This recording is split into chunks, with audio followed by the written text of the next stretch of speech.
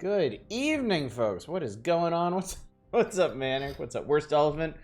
Tradon and Satellite Sun and Fury Fighter. Hi, everybody. Happy Monday. I hope you're doing well. I am doing spectacular. I am doing absolutely lovely. I hope you had a good weekend, because I certainly did. I had an inordinate amount of time to play games, and I used that time accordingly. I've been building a lot of stuff in my free time. I've been watching a lot of Star Trek. And I had a really good day today, too, which was capped off by making a whole bunch of rum and cokes for me and the wife, and maybe getting a little too overzealous with those. But that's fine. That's fine. It simply smooths out the early hours of the stream, if you ask me. So I'm in real good shape tonight. I'm building things Autoshare gamer, not an engineer. I'm a man of many talents. I'm a streamer of many talents. Man might be a stretch. I'm a streamer of many talents and many interests, frankly. And right now my interests are very much on building things. I am still plugging away at SteamWorld Build.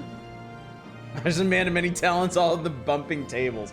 Man, you ain't never seen nobody bump a table like me. But yeah, I'm still working, I'm still plugging away at SteamWorld Build. I'm doing a hard scenario, so anyone who's curious, I'll let you know how hard actually is.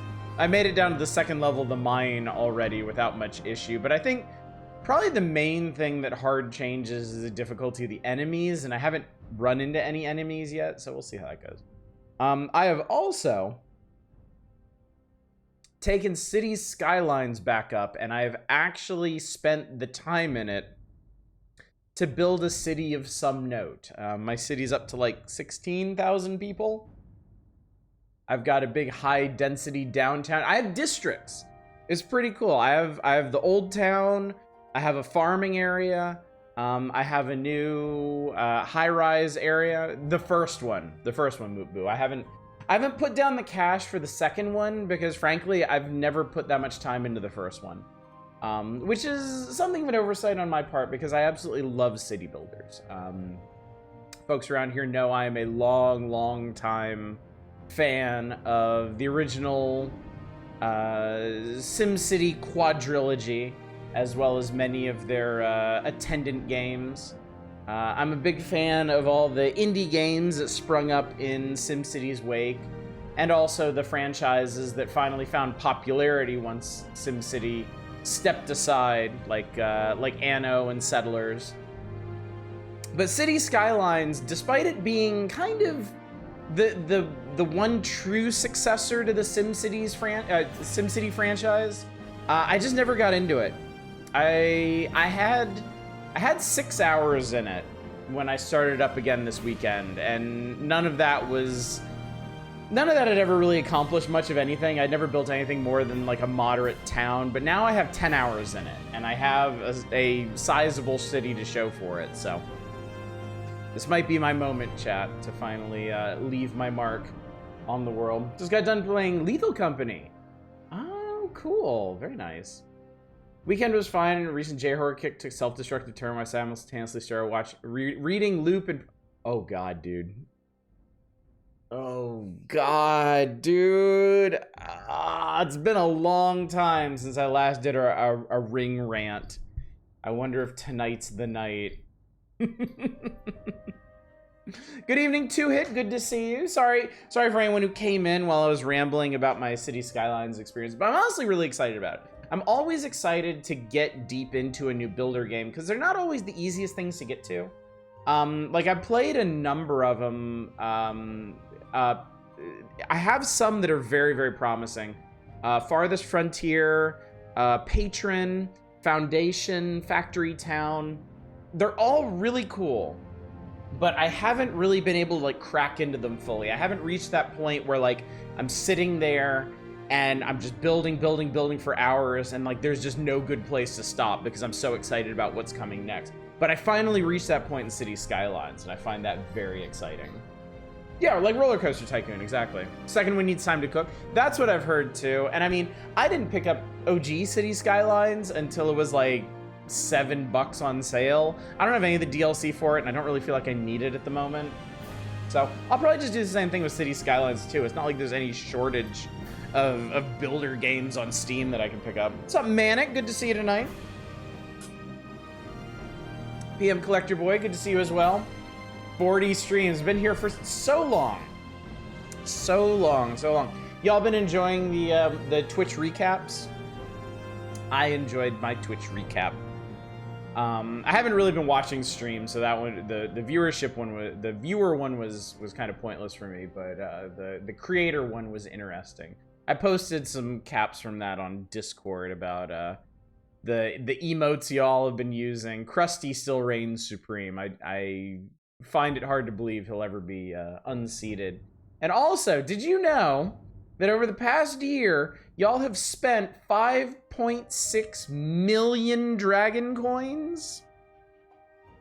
Good sir, that's a lot of dragon coins. I like it. I do too, Zem. I do too. Okay. I have a lot of things to talk about, so Morrowind might be pushed back a little bit, just FYI. But one of the things I want to mention is I'm actually very proud of this metric. I'm actually very, very proud that on a channel of this size and scope, y'all have spent 5.6 million dragon coins in the space of a year. I feel like I do a really good... I'm gonna toot my own horn, chat. I don't normally do this. I'm not a big public tutor, but I am proud of how we handle channel points on this channel. I am proud of the way I've utilized this system, and I feel like I've made it worthwhile for people to spend their coins and use them every night or every week. And I feel like that's something that's hard for a lot of channels. It's something that a lot of channels don't do so effectively. A lot of the bigger channels just use them for wagers, which I mean is cool. After our Vegas stake stream last week, I'll never have anything to say about virtual gambling. Truly virtual, no money involved, of course, but I am proud that I have found ways to let y'all use your dragon coins that apparently y'all appreciate and enjoy. Can't do that in public oddish. I spend almost 1/10 of that right now. Toot your own horn on the stream, won't you get banned? Nah, they're not paying any attention to a channel like this. Doomstream rec helps, though probably not the top. I mean, the Doomstream collection is only 250,000. And we're gonna talk about this in a minute because we have a major Doomstream topic to drop. There's only been 6 Doomstreams on this channel. And I think there's been 2 or 3 this year, so that accounts for less than 1 million right there. Only if it's seen. I doubt he's that small. Chat, please don't call me out like this. Other channels I poked in rarely have much interesting to do with them. I appreciate there's reasons to care about them on GPG. Yes, and that's what I'm proud of. You know, no shade to any other channel. A lot of channels, it's just not a part of the fabric of their culture. It's not something that they really need to mess with. Maybe the streamers already, come up with storied ingrained systems in whatever bot they're using. Because I know our bot has, well, I mean, we've got death marks and stuff with our bot. Terrors is the other thing that we have.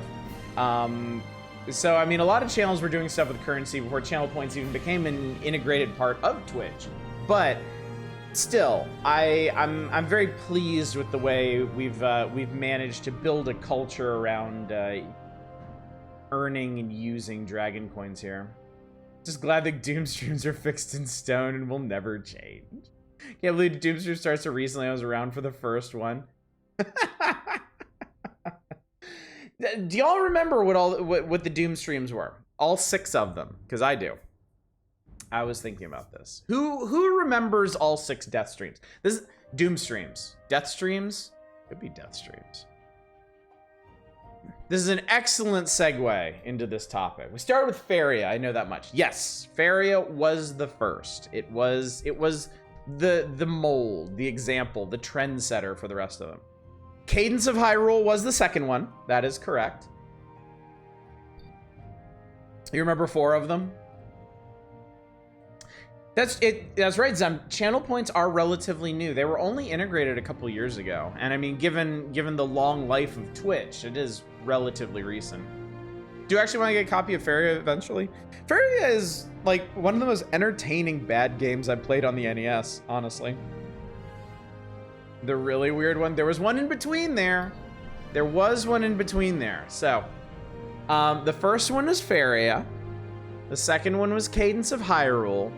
The third one, I think the person that was really championing this one hasn't strolled in yet, so it's up to me to remind y'all, was Dragon View. Do you remember the nights that we spent playing Dragon View? I don't even remember the latest Doom stream that happened. Right? Good times, good times. So, Faria, Cadence of Hyrule, Dragon View, then Eastern Mind, The Lost Souls of Tong No. That was a single night, so you can be forgiven for missing that one. The fifth one was only 2 nights, and it was relatively recent. That was the Journeyman Project. And then the most recent one, of course, was a single night, just last week, Vegas Stakes. So there you have it. Those are our 6 Doom streams thus far. So, this seems like a good time to give a reminder of the whole Doom stream concept. Just as a refresher, before I introduce a new wrinkle to the established Doom stream system, because if you weren't on Discord yesterday, you won't know that I've had an idea, I've had a spark of inspiration, a new way for you to use death marks. But we'll get to all that in a second. So glad you showed up for Vegas Stakes. Vegas Stakes was amazing. Vegas Stakes was really cool. And another good segue to what I want to say right now. So, I want to remind everybody that the idea of Doom streams was first formulated around Faria. It was specifically to accommodate games that the community was like suddenly very hot about, very wild about. Like, you got to remember, when we hit Faria in the power hours, and I played like a scant 15, 20 minutes of it, people were losing their minds. People were like, oh my god, Oddish has to play this. Oddish has to play this. This is amazing. And for like a week or two afterward, Duels is gonna make us fight. For a week or two afterwards, people were like, when's Faria stream? When's Faria stream? When's Faria stream? Doom streams ostensibly are for that purpose. They are for those games specifically. We find something, we come across something that people are just like, oh my god, we have to stream this. And I'm like, no. I'm like, there is no way I am working this into my schedule. Doom streams are your way as the community to be like, all right, motherfucker, challenge accepted. You are going to play this game. Faria is an excellent example of this. Vegas Stakes is also an excellent example of this. Both of those games are games that I never would have chosen to do full playthroughs of my own volition. I never would have put them on a vote. I never would have just arbitrarily done them. I never would have opened the door to them otherwise. But y'all were so interested in them, y'all were so excited about them, that you forced the point and we did them, and they ended up being really, really fun. Now, it's that fun element that's really hard to recapture. It's that certain je ne sais quoi of a game that we wouldn't normally stream and we wouldn't normally like, but it just has this element that's really good for streaming and it's really, really entertaining. For Faria is a terrible game. Like, please, do not misunderstand me. Faria is garbage. It is a really crappy game. However, chief among its value as a stream game, it can be played. It is not total agony to get through. It is a game that you can play. It requires a bit of grinding, it requires a bit of meeting the systems halfway, but you can get through it, and we did get through it. And it was entirely worth it for the second reason, which is it is very kitschy and weird. The storyline in Feria was amazing. It was bizarre. Like, bad sushi was a major plot point in this, okay? It was an absolute hoot to get through. And I never expected that. So, this is not something that we're likely gonna randomly stumble across in our gaming journeys. It's something that people may need to know beforehand and really kind of encourage people, like, look, this game, it's like Feria. It's crazy. So yeah, that's the real challenge of Doom streams, is trying to capture that magic there. Now, obviously, that's not the only thing that Doom streams have been used for. I feel like Dragon View kind of skirts that line, and I see y'all there, Manic and Lodral High, curious about the extent of this. Our second Doom stream, Cadence of Hyrule, was not that. It was using the Doom stream system to get me to play something that I just wasn't going to play otherwise. Something that I didn't have any plans to do, and folks apparently really wanted to see. And in that sense, yes, that is fine. If you want to use Doom streams to get me to play something that's outside of our normal wheelhouse, that's also fine. But I want you to understand that there's a very fine line here. Doom streams are not intended to give you an avenue to make me play your favorite game. In fact, we've talked about this recently. You will probably regret that. You will probably regret making that move, ultimately. Because there is no guarantee, there is no promise that I am going to love your favorite game that much. I am also considering the reception of these games. Like, the amount of time we spend on a game kind of has to be weighed against how popular it is. And there has been at least one Doom stream, I'm not going to name names, but there has been at least one Doom stream that was a significant downturn in viewership. Now, I'm not saying I regret playing that game, I'm not saying I would do anything differently, but if that game had dragged on any longer than it did, I probably would have had to cut it off. Because, you know, I want to make sure that we are playing stuff that people are actually interested in seeing, and viewership metrics are the easiest way to tell if I'm doing the right thing or the wrong thing. And if I am seeing viewership just fall off a cliff, then that's a problem. It was not Eastern Mind.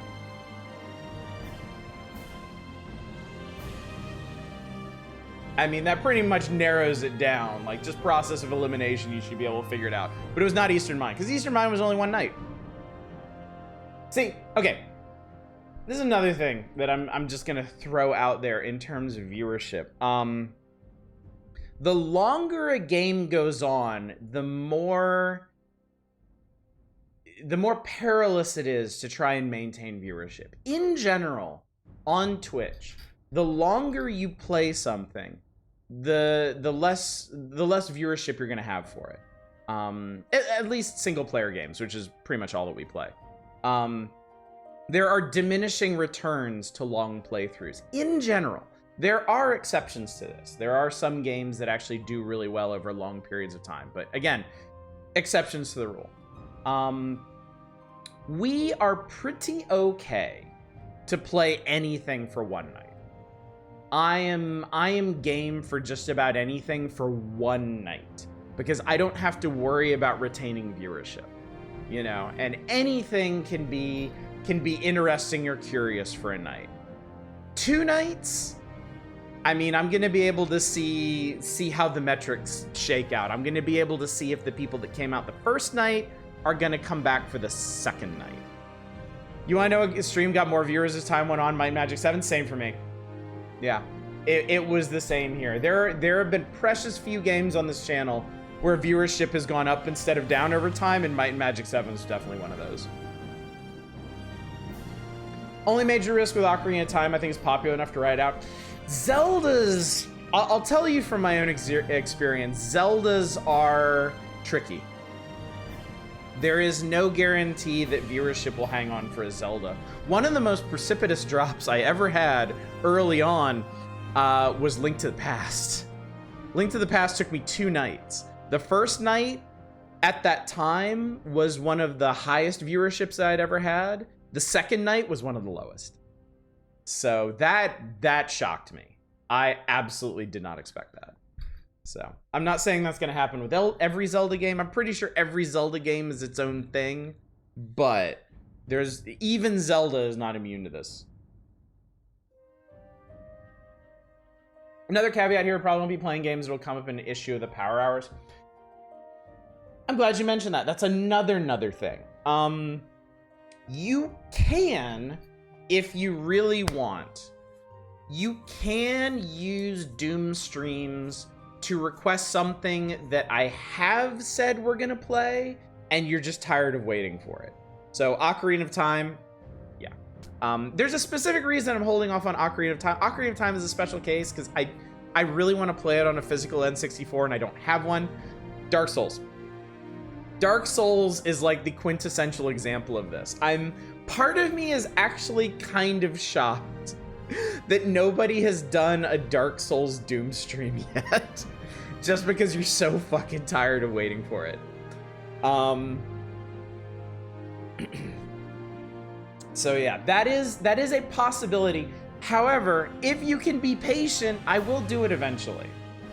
Imagine playing Dark Souls on a physical N64. What's up, Negaruto? So, anyway, I think that's a pretty good encapsulation of the system. Doom streams ideally are games that the community gets a whiff of and goes wild for, and to a lesser extent can be games that either I'm not gonna stream otherwise, and you want me to get a look at, preferably not very long ones if that's the route you're going, or games that I've said I'm gonna do and I just haven't gotten around to yet. Elden Ring Doom stream time, another excellent example, Bassie, frankly. Now, with this in mind, the primary purpose of Doom streams, to play something that the community has rallied around.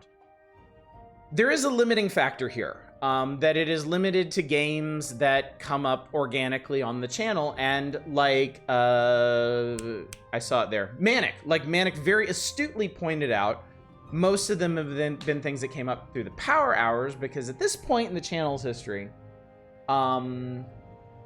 the Power Hours is really the only consistent variety thing that we do.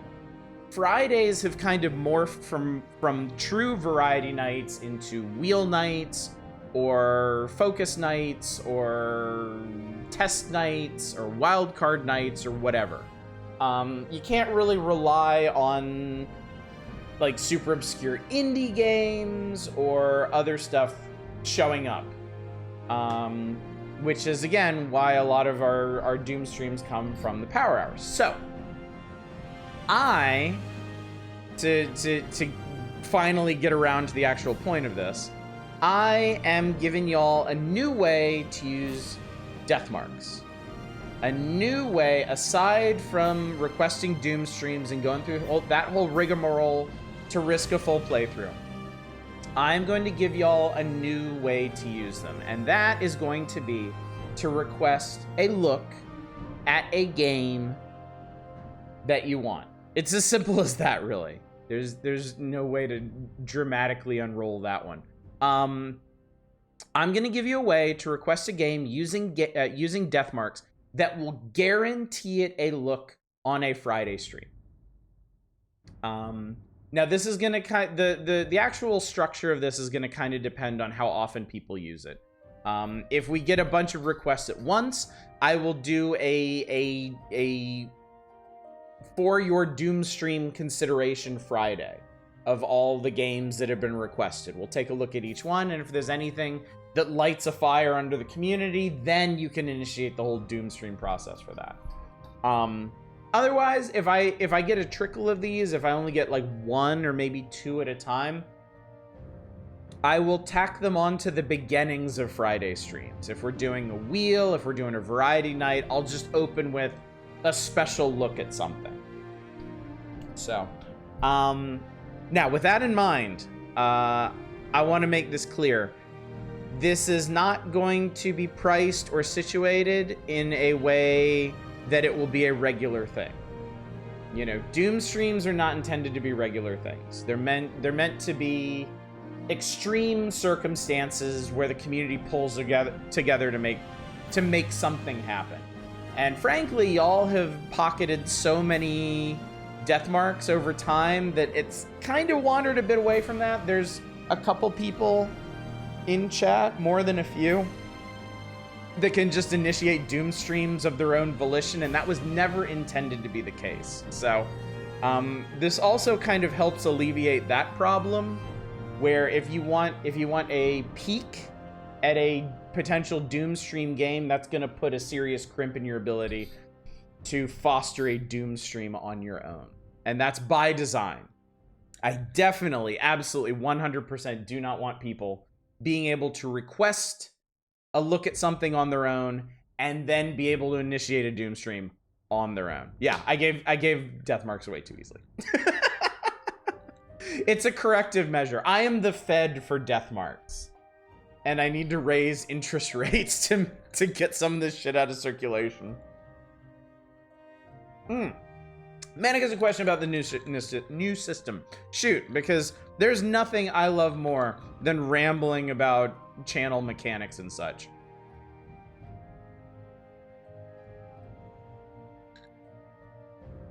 I heard the fan remake of Zelda 2. I'll go back for Zelda. Some modernation is sorely needed because of clunky systems. I did stream a Zelda 2 fan hack. So, just real quick aside, I love Zelda 2. I didn't love it when I was a kid. When I came back to it as an adult and finally played all the way through it, I love it. I think it's a great game. I don't really feel it's in need of a remake. I did play a Zelda 2 fan hack called Amita's Curse, which for my money is better than Zelda 2. It takes all the mechanics and concepts of Zelda 2 and remixes them in a way with some modern design sensibilities that I think is an improvement over the original game. So I toss you 200 death marks for a sneak peek. You do the peek, people love it. I want to make a full Doom stream as a result. Do I give you another 300? Nope, it's a separate thing. You need another 500. Again, I am setting this up specifically so that one person cannot do this of their own volition. So that I want Doom stream stuff to be a community effort. I want people to have to pool their death marks and work together to get the system going. And unfortunately, there's too many death marks in the system for that to really work. So hopefully people are going to use this new system to take some peeks at games that they've been talking about or they've been thinking about, and it will pull some of those marks out of the system so that people will have to go back to communally working together. It does mean you have to interact with people. Yeah, that's that whole pesky community aspect. Oh, and one more note before I get into the actual workings of this and formally introduce the system to you. If you don't care about Doom streams, if you don't care about getting your game a full playthrough, if you really just want to guarantee that I take a look at something. Now, quick reminder, there are other ways to get me to play stuff. There are community nights every month. We're doing Double Dragon Neon this Friday as a result of community night. There is the spreadsheet, which the bot reminds people of every single night multiple times. It costs you absolutely nothing to put a game on there, and I throw those onto the weird old wheel knights to take a look at those. So if you're patient and you don't mind the fickle hand of RNG bandying about your suggestion, I mean, that's a free way to try and get stuff played on this channel. However, if you do not care about Doom streams, if you don't care about contributing to them or initiating them or anything like that, this is an opportunity for you to use your death marks to guarantee something you want to see played gets played. Now, I'm only guaranteeing 30, 40 minutes on a Friday. So consider what it is that you're requesting. I feel like I always need to warn people about, Two Worlds is probably a pretty good example.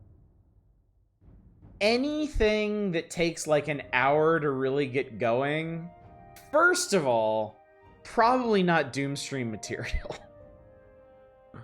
Because Doom streams, again, the original concept is something that really gets the community fired up and excited about it. If your game takes like more than an hour to get into and really get going, it's not really meant for slow burns, like straight up. RPGs. You have to understand, this should be easy to understand. We're on night 13 of Morrowind, and we're maybe like halfway through the game. RPGs are immensely disruptive to the schedule. I don't enter into RPGs lightly. I played Fallout, I played Might and Magic 7, I'm playing Morrowind now, after very careful consideration, after being absolutely sure that is something that I wanted to do. RPGs are probably not something you should put up as a Doom stream. You're probably not going to get a fair look at it using this new system, and I don't know that I can promise you a full playthrough of some 40-hour RPG, even if a bunch of people in chat kind of gather around it. So, but it's a very fluid system, and it depends a lot on my own whims. Like I said, I've been expecting people to put up a Dark Souls Doom stream. That's going to take a long time to play through, but I'm actually, that's something that I want to do. That's something that I've said I'm going to do. So, Two Worlds is the room of gaming. Will PC remake of Zelda 2 some quality of life? I think it's the only version I played.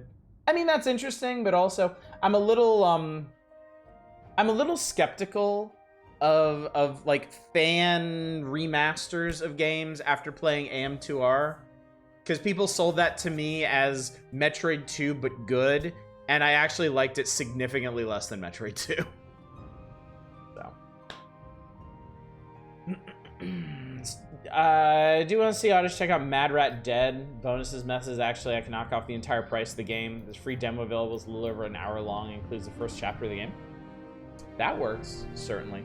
Yeah, and I'm pretty sure y'all are keeping this in mind, but consider the accessibility of the games you're requesting. Most console stuff is easily emulatable. N64 is kind of an exception. I'm holding off on N64 stuff until I get the actual hardware. But outside of that, NES, SNES, Game Boy, Game Boy Color, Game Boy Advance, PS1, PS2, Dreamcast, GameCube, all of that stuff is fair game. And very easily for me to get a hold of and get running. As long as it's not like super, super, super obscure. I still can't find a copy of Screaming Mad George's Paranoia Escape for PS1, and I'd really like to play that. So if you have a line on that, drop it for me in Discord, just as an aside. PC games, don't make me spend like $50 on your whims. Outside of that, if people are actually pulling together for a Doom stream of something that looks pretty interesting, I'll spend money on that. Unfindable game call. It's called Paranoia Escape. It is a like horror pinball-esque game with designs from a designer named Screaming Mad George. I cannot find this thing to save my life. None of the usual sites that I use have it. So, wouldn't the room of gaming be Deadly Premonition? Ooh, that's a contentious one, Bassie. I would actually agree with you. I would actually agree with you, but I think some people are gonna think shots fired there. It's PS1. It is PS1. Okay, one last caveat. One last thing to mention before I introduce the system to you. There is no need to rush to request something under this new system right now, because the earliest I would be able to get to it is December 29th. This Friday, we are doing Double Dragon Neon. It's December community night. Y'all have decided on that. I'm really looking forward to this. That's going to be that. Next Friday, I am not going to be here. I am going on vacation. I will not be streaming Friday or Saturday nights next week. That is just to nail down dates. The 22nd and the 23rd, there will be no GPG streams. I am sorry. Buttress your feelings, chat. Batten down the hatches. Find something else to do with your lives. But the Friday after that, pretty likely we'll do some kind of Wheel or Variety Night, and that will be the first opportunity for us to look at any games requested under this new system. So, and it is, again, prohibitively expensive because I don't want people doing this all the time. The new system for requesting a look at a potential Doom stream game or just something you really want to see played is 250 death marks. It is half the price of initiating an actual Doom stream. But I hope you understand the value in being able to put a proposed game in front of people and get them actually excited about it. There is a huge gulf between mentioning a game that you would like to see Doom streamed and people actually seeing it and seeing what they'd be investing in. So 250 death marks is going to be the price of this new system. And for those of you that have been waiting on pins and needles for this and just absolutely cannot wait any longer, the command for this is !invoke peak. So if you want to demand a peek at a particular game for Doom stream or otherwise, it is !invoke peak. 0 chance. No. Peek, P-E-E-K. Like a peak, like you're peeking at something. These are going to be known as Doom peaks. Because that's cute. Like 50k Dragon Coins back in the day for something similar. Yes, yeah. And that had to be retired because I basically ended up with a queue of games that I was on the hook to play that I would never, ever, ever, ever be able to finish. This is another thing. I'm sure y'all long-timers have noticed. I have, as I've gotten more comfortable with my channel and with streaming, I have wrested more and more control of what we do away from y'all. I used to have more systems for requesting and guaranteeing playthroughs. I used to put pretty much everything up to votes. I used to do a lot of nominations for what would go on votes. And it was very helpful in the early days when I wasn't really sure what I wanted to be doing and what I should be doing, but I've been doing this for 5 years now. I understand a lot more about the business of streaming and what helps make a channel successful. I also am a lot more particular about what I want to play. Like, there are certain things that I really, really want to play, like Morrowind, that I've decided, you know what, I'm just going to do these things of my own volition, and we'll see how they go. And fortunately, for stuff like Morrowind, it's gone really, really well. He's been doing this for 5 years now, and look how he still is. How many of those are still waiting on a spreadsheet? I was actually looking at that spreadsheet earlier. I saved the old spreadsheet. The old, like not the one that the bot links, but there was a spreadsheet before that cost Dragon Coins to get on. I still have that. I haven't looked at it in a long time. I took a peek at it the other night, and I was like, wow, blast from the past. So I may still refer to that from time to time when deciding things to play, but honestly, these days, like, I know what I want to be doing most of the time. Like, I've learned to follow my heart. I've learned to do what I want to do, and it seems to work out okay. So, anyway, this has been a lot of rambling on a night when we're supposed to be playing Morrowind. So, let's actually get into it.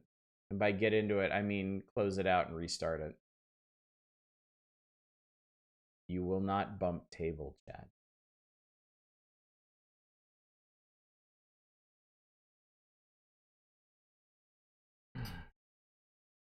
It's so quiet when the Morrowind fanfare isn't playing. I've been listening to it for like 45 minutes now. Turns out you need that to live. All right, anyway. It's been a long road, chat. It's been a long road. So, to recap, we are actually quite a ways... Oh, look, it's a dead guy. We're quite a ways into the storyline at this point. Turns out, we might be the Nerevarine. Or we might not. The Empire doesn't care. The Empire wants us to be the Nerevarine. Because what could possibly be better than the return of totally not Dunmer Jesus under the thumb of the Emperor? Wouldn't that be neat? So our shirtless crackhead buddy Caius Cosads totally wants us to become the Nerevarine. Send us up to visit with the Ashlanders, who know the most about the Nerevarine, and they're like, yeah, you're probably not the Nerevarine. Well, you know, we can be friends, I guess, if you want to hang out, but you're gonna have to do a lot of shit to become the Nerevarine. Also, while we were doing one of their shitty tests, we contracted Corpus disease, which is about the worst fucking disease you can possibly get in this game. It is uncurable. What the hell was that? It is uncurable, is 100% fatal. It will eventually turn you into a corpus zombie. It sucks. It super, super sucks. And we have it now. But Caius is optimistic that we're going to be able to get it cured. And he has sent us to a place called Tel Fir on the eastern coast of Vvardenfell to see if we can't get something done about this. And that's what we're doing. We're taking kind of the long way, because I wanted to visit the Shrine of Azshar. You can kind of see the path we took. We went down to Vivek to check in on some quests, and then we just kind of shimmied along the archipelago here. And we're up around here. This is Tel Fir. The way a smart person would do it would be to go to Sadrith Mora, just take like the guild teleport or the boats or something, and then scoot down to Tel Fir, but it's not. That's not how we do anything around here. And you're a cat dude? Of course I'm a cat dude. I am Bubsy of class Bubsy. I'm the fastest, rootinest, tootinest cat guy around. And yeah, we've actually and I've contracted blight. That's fantastic. And I can't move. This is perfect. This is fantastic. This is exactly what I had in mind when I came out here. Do I have... Potion cure blight disease. Perfect. Thank you. I am still over encumbered. Why? Why?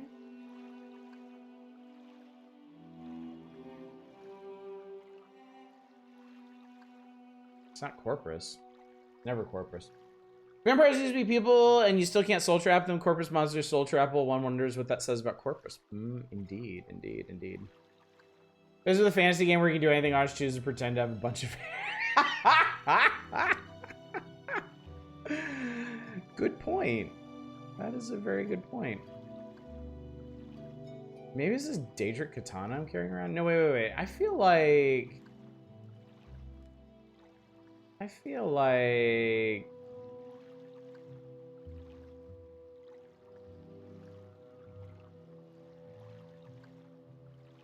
I wasn't... Hang on. I wasn't over encumbered a second ago. Hit level 11 Oblivion. Swap characters from an orc to a Breton, since female orcs in Oblivion have personality of 25. I was tired of everyone hating you. What is... Do I have something...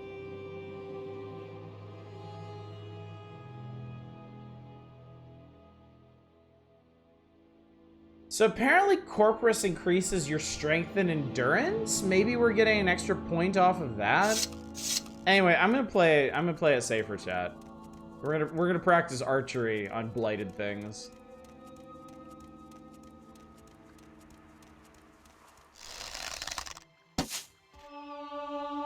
To great effect, apparently.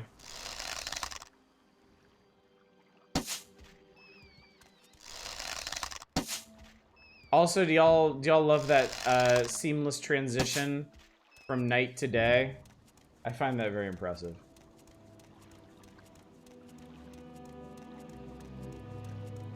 It's so immersive. I'm just gonna swim across here. Fuck it.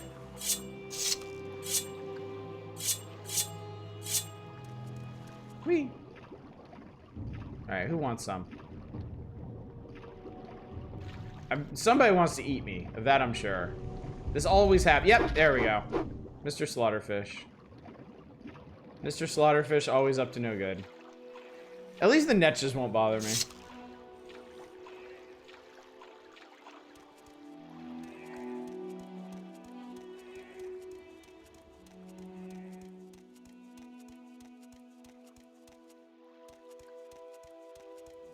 By the way, the whole new invoke peak system, much like Doom streams, are institutional knowledge. I will not be reminding people of this regularly.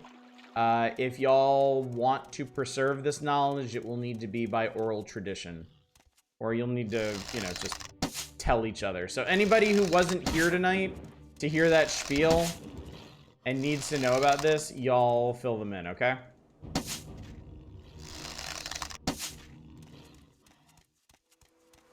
I just thought about giving us a roll. What's up, Arcane? Just woke up from nap since destruction. Work woke you up early. How's it going? It's good. It's good. I mean, other than having Corpus and needing Corpus cured, I'm practicing my archery on things that want me dead very aggressively. Yes, it's the latter two hit. No space. Just like Invoke Doom, it's Invoke Peak.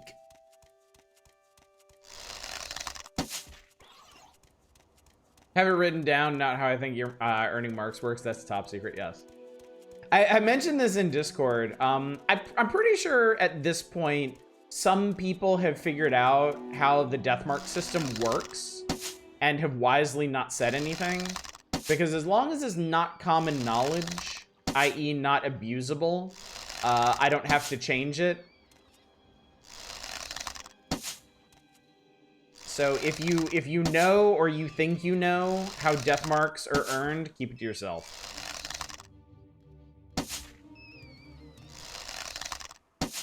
I would hate to have to change the system, because I would inevitably change it to a slower system, since I have identified a certain weakness in it, which is people earn them too fast. It's earned by making Oddish play Monopoly. Yeah, Manic cracked the code on that one a long time ago, and he's just been doing y'all a solid ever since.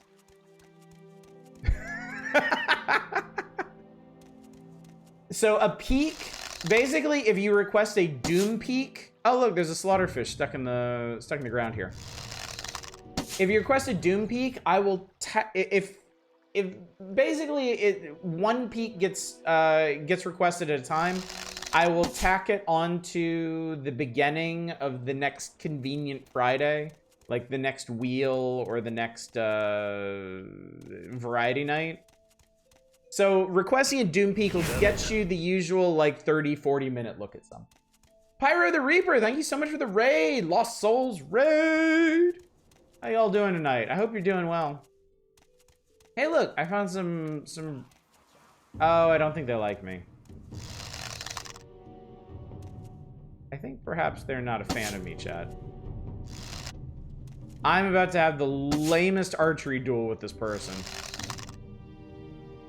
Ow, Christ. They're doing what I would do. Scooting back and forth. Fuck. I got that guy's attention. Shoot him! Shoot him in the back of his stupid head.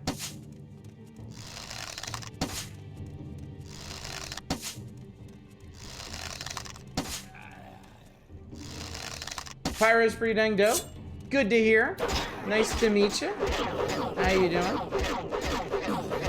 Fury guy right there. Aw. Well, I appreciate that. I appreciate y'all coming by. What are y'all up to tonight?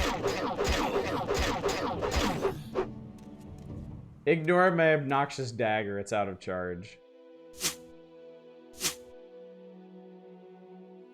I don't want any of that crap. I have glass. Kite and arrows? Yeah, whatever, dude. Mega quota. Fury brought you welcome anyway. Lethal Company, nice. Very nice. I've been curious about that. How are you liking it? Fury said they played some of it earlier and it was really, really fun.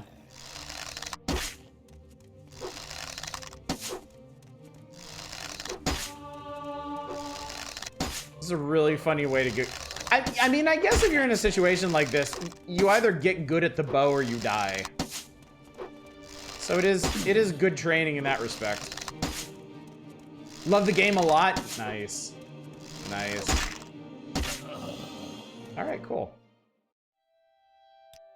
Take some of these arrows back, because you won't be needing them. Yay, Love, you're obsessed? Damn, that is high praise indeed. I might have to give it a try sometime. Yay, free money. I mean, it's not like this money belongs to anybody. Anybody living. Do you have bonus damage for headshots with the bow? No, there is, as far as I know, there is not locational damage in this. Which is funny, because you can do, like, different moves and swings and stuff in this. But it doesn't apply locational damage, it's just different weapons do different damage via different swings and attacks. Those are giant mushrooms. Yay, Love, have you never seen Morrowind?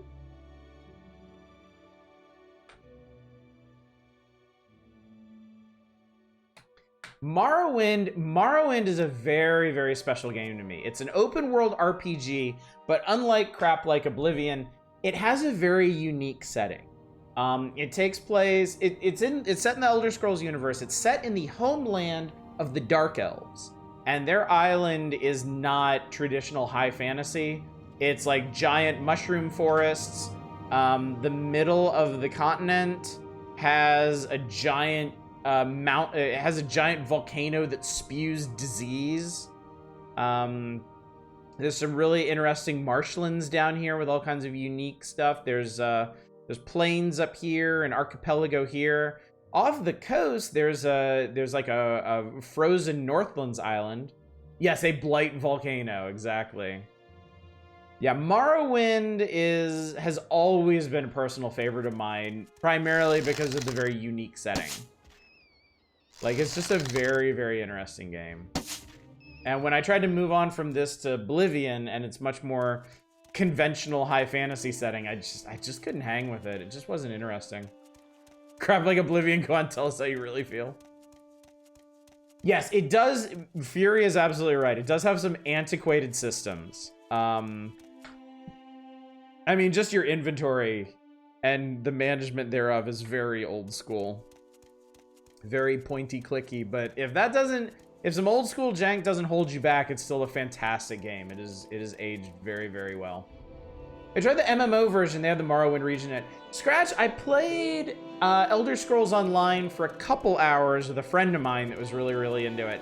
And like, I appreciate the translation. Like, it definitely feels more like an Elder Scrolls game than an MMO, and I very much appreciate that. But in the end, I couldn't really get into it the same way that I get into this game. There's a poor Drew over there. Old school jank, tell me more. What's up, Chaos? I played ESO because of my ex. I couldn't get into it. Oh, that guy. Hello. Like I said, old school jank. This is like a watery armored squid man he's having a bit of a time tonight. I think I also have Elder Scrolls Online, the Morrowind thing. I don't think I actually got to play it. Yeah, I can't speak to the quality of the Morrowind expansion in ESO because I never got to that. I can tell you that the original game is very good. It is oh crap, I really pissed him off. I pissed him off so bad he decided to just ignore the laws of physics.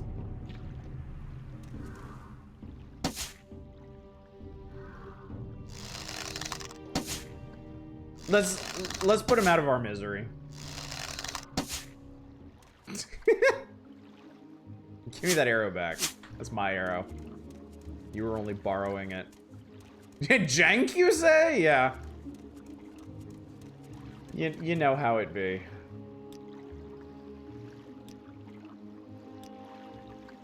The ground will not protect you like a thing, sir. Hey, what's up, Shadows? Good to see you tonight. Speaking of jank.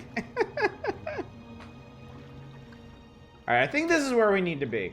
For those of you coming in late, we are currently in the process of seeing if we fulfill a dark elf prophecy, which is kind of funny because we ourselves are not a dark elf. We are a Khajiit. We are a cat person. We're Bubsy, basically. And as a result of our vast wanderings and adventurings, we have come down with a horrible incurable disease called Corporus, which will eventually turn us into an ash zombie. And we need to do something about that, because nobody wants to be an ash zombie. It's not cool. It's not good. So we have come to this distant land, if I can figure out how to get in here, to see if somebody knows a way to cure our Corporus. Do you have Khajiit wares? Famous theme song from Cowboy Bebop, Jank. Oh, wait. For some reason, I always want to put a D on Jank. Djank. Django. Star Wars, they call it Jant instead of Jank. You know it'll always be in my heart. Got a new mechanical keyboard yesterday. Nice. Very nice. Does it light up? Is it... Ah! Okay. Okay, look. This is important.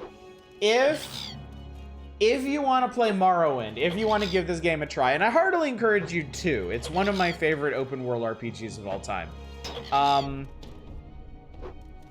You gotta deal with these motherfuckers. These are cliff racers. They are one of the game's few flying enemies, and they will annoy the shit out of you. And oh boy, you want some peak jank. Cliff racers, did I just... Okay, good. I didn't contract blight from him. Flying enemies are a giant pain in the ass, and cliff racers are the pain in the assiest of them all. Alright, we did it! We made it to Telfir. So all this weird organic mushroom growth up here, it's actually Wizard Tower. Tower of Telfir, Onyx Hall. Onyx Hall. Onyx? Onyx? Chat, I don't know how to say words. What's up, Yes, Bitfear? Have you come to plunder the dungeon, or have you got Corpus disease? Or did you come see Divith Fear? I'm Betfear. I'm the wife of Divith Fear. One of them, sort of. I have Corpus. Everyone gets Corpus disease, come to our Corpusarium. It's not very pleasant, but at least they're all fed and cared for. So you're... Yes, well, not wife in the married sense, you know, paramour, consort, something like that.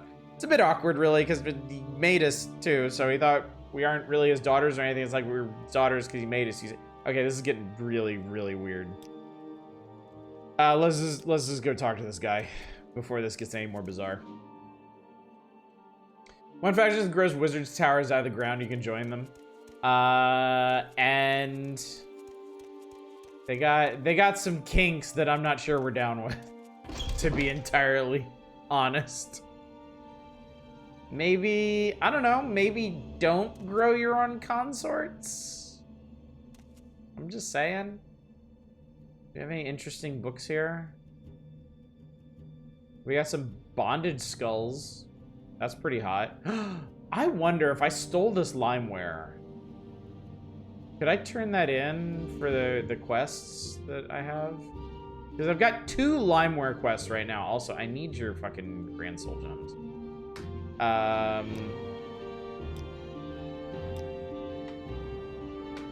Some big books or some small. They like their books big in Morrowind.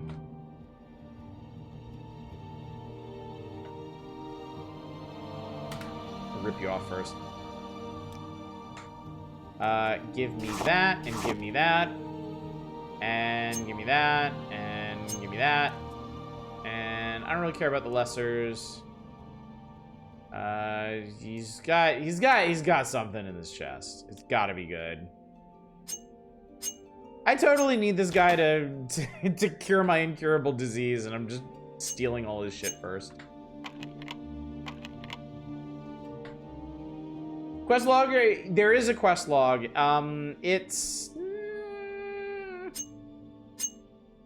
It works well enough, I would say. Here's the quest log. It's a giant chronological journal of everything that you do. But it does, under the options, it does let you search topics by alphabetical order, and it does let you take a look at your quest lists. So, however, important to note, this is a game without quest indicators. Anyone who has ever complained about games holding your hand, oh boy, is Morrowind for you. There are no quest guides or indicators whatsoever. When somebody tells you to go talk to somebody, they will give you in-universe directions. Go out the east gate of the city, turn right, walk past 2 caves, go down the valley on your left, and look for a mushroom house. And if you weren't paying attention, fuck you. Thought I remembered the early Elder Scrolls game needing IRL notes for stuff. The quest log in this game is functional. It's acceptable. But yeah, I could totally see the value in keeping some additional notes as well. Should we read the Affairs of Wizards? Oh no, this is just an advertisement for House Telvanni. Ancestors in the Dunmer. If you get to a river, you went too far, go back. Ghosts walk among them. The departed spirits of the Dunmeri, and perhaps those of all races, persist after death. The knowledge and power of departed ancestors benefits in the bloodlines of the Dunmeri houses. The bond between the living family members and immortal ancestors is partly blood, partly ritual, partly volitional. A member brought into the house through marriage binds himself through ritual and oath into the clan and gains communication and benefits from the clan's ancestors. However, his access to the ancestors is less than his offspring, and he retains some access to the ancestors of his own bloodline. The family shrine. Each residence has a family shrine. In poorer homes, it may be no more than a hearth or alcove where family relics are displayed and venerated. In wealthy homes, a room is set aside for the use of the ancestors. This shrine is called the Waiting Door and represents the door to oblivion. Here, the family members pay their respects to their ancestors through sacrifice and prayer, through oaths sworn upon duties, and through reports on the affairs of the family. In return, the family may receive information, training, and blessings from the family. Training? Wow. Like Force Ghost training. That's pretty awesome. The ancestors are thus the protectors of the home, and especially the precincts of the Waiting Door. The Ghost Fen. It is a family's most solemn duty to make sure their ancestors' remains are interred properly in a city of the dead such as Necrom. Here, the spirits draw comfort from one another against the chill of the mortal world. However, as a sign of great honor and sacrifice, an ancestor may grant that part of his remains be retained to serve as part of a ghost fence, protecting the clan's shrine and family precincts. Such an arrangement is often part of the family member's will that a knuckle bone shall be saved out of his remains and incorporated with solemn magic and ceremony into a clan ghost fence. In more exceptional cases, an entire skeleton or even a preserved corpse may be bound into a ghost fence. Y'all, chat, the ghost fence surrounding Red Mountain is powered by skeletons. That's awesome. All right, gotta go to bed. Thank you, Pyro Rating here. Thank you for getting the raid. Thank you, GBG, for the stream. Thank you, chat, for chatting. Scratch VT, thank you so much for coming by. It was a pleasure to meet you. Hopefully, we'll see you again. Have a good one. Sleep the sleep of the just, certainly. And take care. These remains become a beacon and focus for ancestral spirits and for the spirit of the remains in particular. The more remains used to make a ghost fence, the more powerful the fence is. And the most powerful mortals in life have the most powerful remains. The great ghost fence created by the tribunal to hold back the blight incorporates the bones of many heroes of the temple and the houses Indoril and Redoran, who dedicated their spirits to the temple and clan as their surrogate families. The Ghost Fence also contains bones taken from the catacombs of Necrom and the many battlefields of Morrowind. The Mortal Chill. Spirits do not like to visit the mortal world, and they do so only out of duty and obligation. Spirits tell us the other world is more pleasant, or at least more comfortable for spirits than our real world, which is cold, bitter, and full of pain and loss. I mean, I don't think you really need to be dead to feel that. Mad spirits. Spirits that are forced to remain in our world against their will may become mad spirits, or ghosts. Some spirits are bound to this world because of some terrible circumstances of their death, or because of some powerful emotional bond to a person, place, or thing. And these are called hauntings.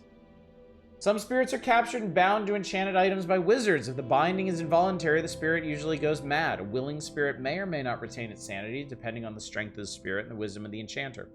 Why a ghost fence? Because I suppose only a spiritual fence can hold back a spiritual disease like blight.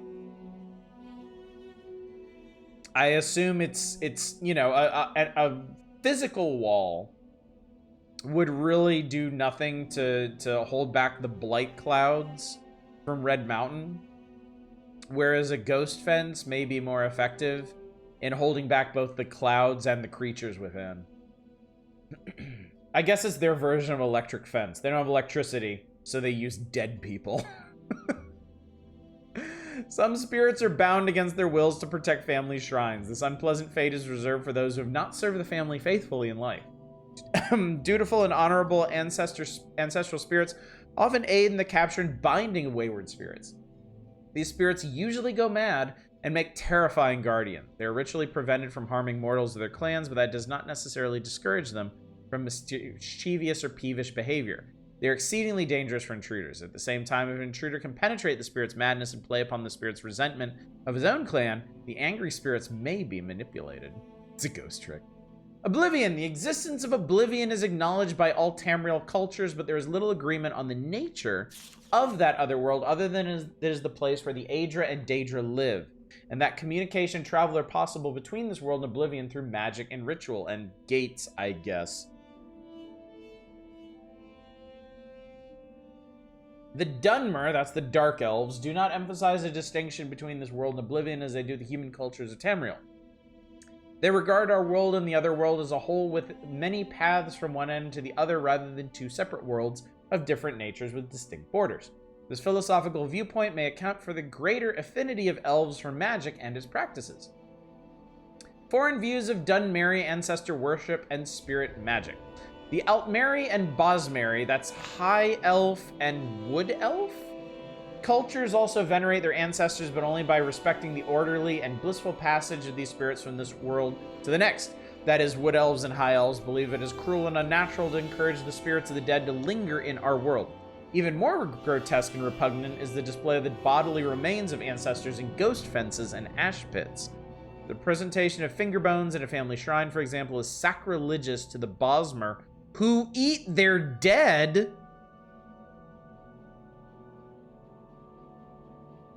and barbaric to the Altmer, who inter their dead. I'm sorry, the Wood Elves do what? The human cultures of Tamriel are ignorant and fearful of the Dark Elves and their culture, considering them to be inhuman and evil like orcs and Argonians, but more sophisticated. The human population of Tamriel associate Dunmeri ancestor worship and spirit magic with necromancy. In fact, this association of the Dark Elves with necromancy is at least partially responsible for the dark reputation of Dunmer throughout Tamriel. This is generally an ignorant misconception, for necromancy outside of the acceptable clan rituals is a most abhorrent abomination in the eyes of the Dunmer. Only societally approved necromancy, chat. Not any of that other bullshit. Wood Elves are exclusive carnivores. How are you supposed to gain the power and wisdom of your elders if you don't eat them? Talking about Altmer as a whole, but the Thalmor suck. Bosmer aren't allowed to eat plants. Be gentle. Wow. Wow, that's a really interesting inversion, because normally, like, I guess, you know, the Wood Elves living, living in tune with nature, I guess that's the whole concept taken to a really interesting extreme.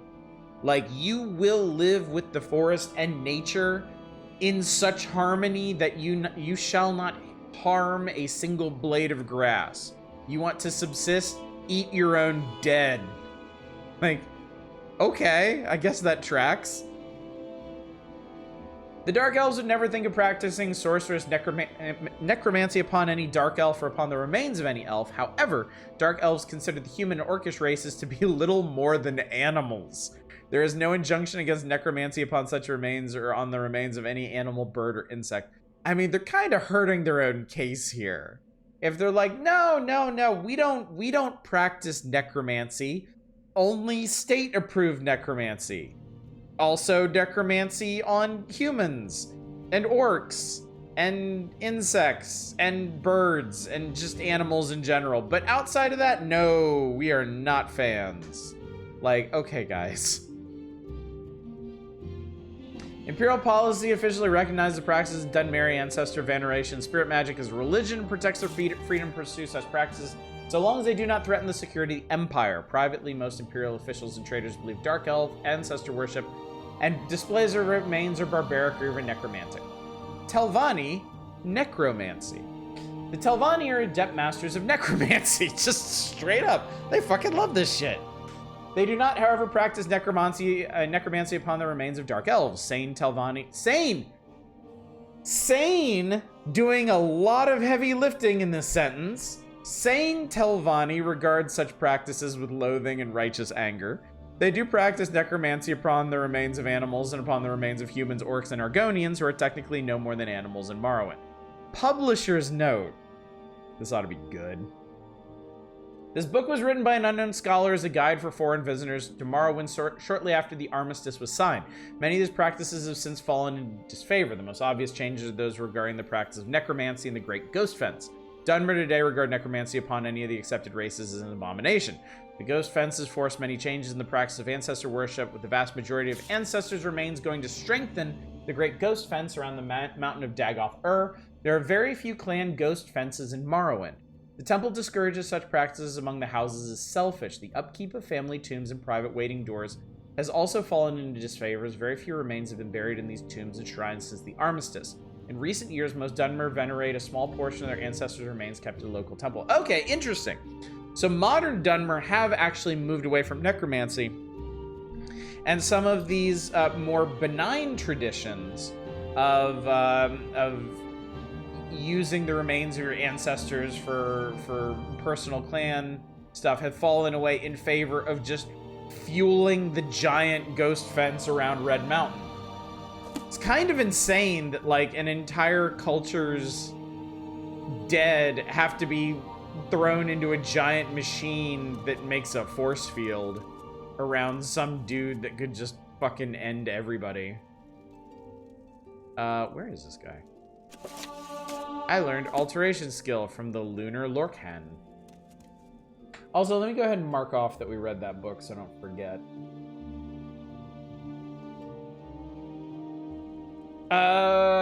The Thalmor are trying to dissolve Nim and return the world to a spiritual state from before time began. Damn.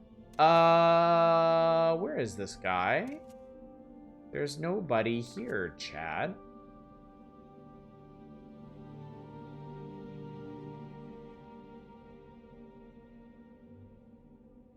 He's got a bunch of clothes. He got a table. He's got a chest. Well, nobody's looking. No one here, they're using a potion of invisibility. I mean, I'm not having any... If they're here, I'm not having any trouble hiding from them. There's a peach glass pot in there. That's amazing.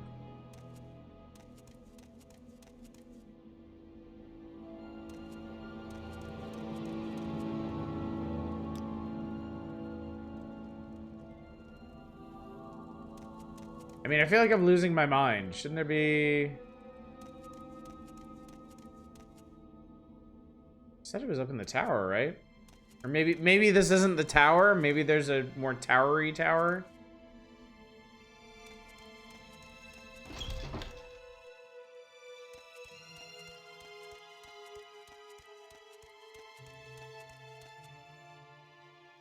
Where is he? He's up above in his study. I hope you can fly. You can't get up there unless you can fly or have potions. Oh, he's in his study. Oh, you have to fly to get to it. Okay. Is there access from here? I think perhaps there isn't. This all seemed pretty well... Oh, nope, there it is. Okay. Okay. Does he happen to have a potion of... Yes, he has a potion of levitate here. Excuse me while I steal all of your potions, even though I don't need them all. Also, this guy's big on skooma. Big skooma fan. Yeah, if you want to hide something in a video game, put it above. Easy peasy. I actually have a lot of Rising Force potions, chat. As it happens. Whee! Fucking wizards, I swear to God. Where is that slave? Is it you that I'm looking for?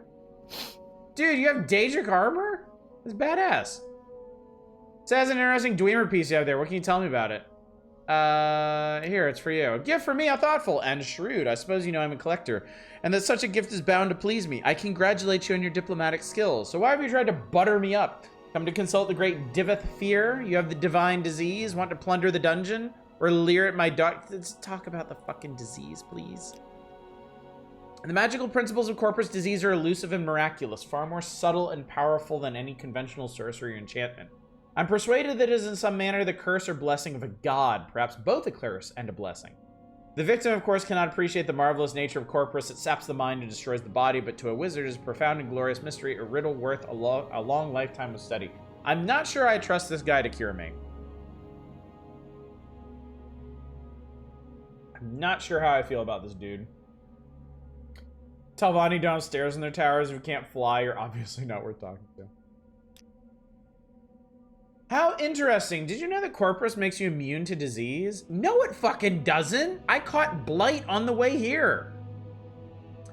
Have you ever heard of the prophecies in the Nerevrian? Ashlanders say the Nerevrian will be immune to disease. I've always thought maybe I have the Nerevrian down in my corpusarium, and I don't even know it. The Nerevrian is a fat, disgusting corpus monster and mad as a marsh rat. Wouldn't that be funny? I may fulfill them. Did you know that? It's a fascinating story you tell. So you might be the Nerevrian. Means nothing, of course. Corpus victims have all sorts of delusions, but let me think. I hate to tell you about the history of medicine, Oddish. I've got a potion. In theory, it should cure corpus. Doesn't work, though. Probably kill you. Killed all my test subjects, but you've got nothing to lose. Before I give it to you, I want you to look around below in the corpusarium. Know what's in store if you don't take the potion. And while you're there, I want you to pick up a pair of boots from a victim. Calls himself Yagram Bagarn. My oldest patient. Handy fellow. Fixes things for me. Bring the boots back, then you can have the potion. Cool. I get a potion that kills me. I collect victims of the divine disease in my corpusarium in the caverns beneath my tower. Poor devils. Wretched existence, constant pain, ferocious appetites and passions. No reason at all. Mad as marsh rats. But marvelous, too, in their way. Completely immune to disease. Live forever, barring accidents. Ancient wizards need projects to keep them occupied, and the corpusarium is mine. Like, is it really so remarkable if you're immune to disease by having the worst disease at all? Like, would it be particularly notable if, like, Ebola made you immune to disease as long as you have Ebola? Because I hate to tell you this, you have Ebola. I think Ebola is going to do worse to you than the other things you could pick up. If we're being real for a moment here. This is a very large and valuable book. Tal Marag Cares Researches. He also has a key. Divith's 637th key. Curious. The Waters of Oblivion. I guess we've read that before. Vagarities of Magica. Starlover's Log. I've read a lot of these books. Hadn't realized. He needs a kick in the pants. I mean, I would just break my foot. He's wearing Daedric armor. Like, you know this guy's a fucking badass because he's got Daedric armor. Sure am glad I have lupus so I can't catch the flu. Yeah, exactly. Like, I think we need to re-examine our priorities here. Anything neat in here? He's got some ash yams. Some rat meat. Good. Oh, Christ! Where'd you come from? Oh, it's just another one of his ladies. Plunder the dungeon. You're smart, get corpus disease, get killed by corpus monsters, get killed by Vistakai, a very good plan. Plunder the dungeon of a 4,000-year-old wizard. What could be easier? This closet is lock level 100 and trapped. Now, does that mean anything to me? No. I can open this as easily as I open my own closet. This is my map. And make sure nobody's paying attention. You know what? I'm going to break out the good shit for this. I'm going to break out a Grandmaster's lockpick. We're going to Grandmaster this shit. 3 tries. Heck yeah, time to go to Narnia. And then let's shove some probe in here. I don't actually know how probing works because they don't give you... They don't actually ever give you, like, a level of trapped. It's always just... Okay. Apprentice's probe worked. We got Cuirass of the Savior's Hide. Holy fucking Jesus. It's light armor. Holy shit. Oh my god. Resist magic is 60%. That's insane. This is actually way better than the Dragon Bone. At least for me right now. Give me that shit. I love it. Oh my god. I had no idea that was there. That's insane. Ah! Never mind. I was just kidding. Do you know the modern day Crohn's disease and cystic fibrosis is so prevalent because both of them help people survive the Black Plague? I did not know that. That's very interesting, Arcane. I mean, terrible in its own way, but, you know, kind of a grim reminder that it can always be worse, right? All right, there's a golden door that's lock level 60 and trapped. If I can get this person to look the other way, I can get in there. That goes to the Corpusarium. What else is down here? Ornate Dwemer chest, lock level 100. Y'all have these locks like you think they're gonna stop me. You can't see me. No, you can't stop me. If you want, you have to steal. There's no quest or anything. I mean, if I've learned anything from Morrowind, from my time in Morrowind, it's that thievery is kind of non-optional. Like, if you want the best shit in life, you have to steal it. First try, by the way. I got Dividus 1088th key and 5 Dwemer coins. Now, my question is, will that get me in here? It did. Ah, but there's people in there. Okay, am I allowed in here? Breaking into places is one thing. Sneaking around in them is another.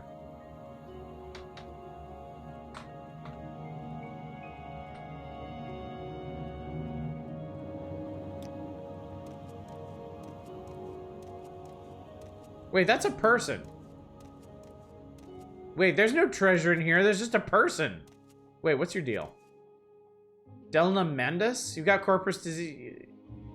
Oh, I bet maybe this is somebody I can rescue. Huh, that's interesting. What is this about? Anyway, into the Corpusarium we go.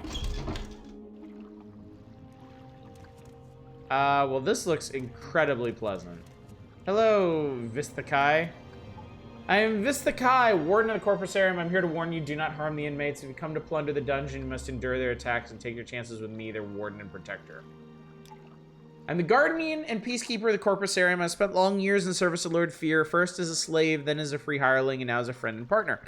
He's been kind and generous to me, and I take his interest in the interests of those he shelters to heart. The treasures of the dungeon are open to sport, according to Lord Fear's whim, and you're welcome to try and steal them, but I too find great sport in hunting thieves. I learned the Crohn's one from YouTube. Additionally, a lot of other autoimmune diseases came Neanderthals because there's something about old Europe that kept killing humans until they picked up Neanderthal genes.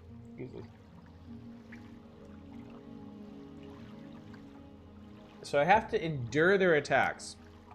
Do not harm the inmates. I will not tolerate you adding to their suffering. Indeed, they are brutal and ferocious, and they will kill you if they can, but you are their guest. And you may not harm them, or you will answer to me.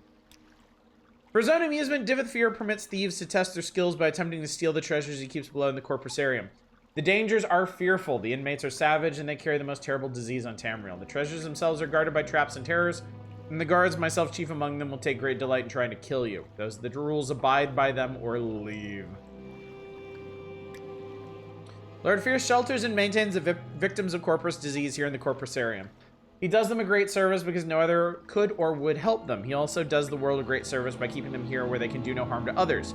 The inmates are sad, distorted monsters, angry and cruel, and their sufferings are great, but they still live and feel, and I honor Lord Fear's care and compassion for them. All right, so here's what we're gonna do.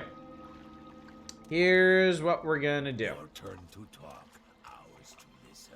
I'm gonna pop a save here.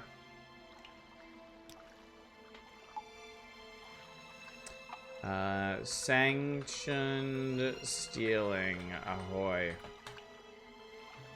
T-Virus, got it. I'm gonna leave some heavy shit out here, because I don't know what is potentially in here. I'm gonna leave the Dragon Bone. I'm gonna leave the Daedric Katana.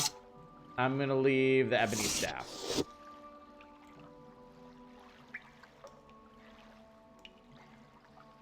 I was gonna say the Daedric Katana is tiny, but I guess it's clipping into the floor there. Don't let me forget I left that stuff there. Nothing. Just let me in. Alright. Sneaky times. I think this is probably where it really benefits to be sneaky, because we cannot fight any of these guys. We are disallowed from fighting anybody in here. This leads to the Corpusarium Bowels, where if there's one place I definitely want to go, it's the Bowels. But before we go to the Bowels, I think we're going to explore this place in full. Because, frankly, I have pretty much no memory of this place at all. Charm them with your sick dance skills. I could admire them until they like me. Alright, that's straight up a corpus zombie, and I don't tend to fare well against them.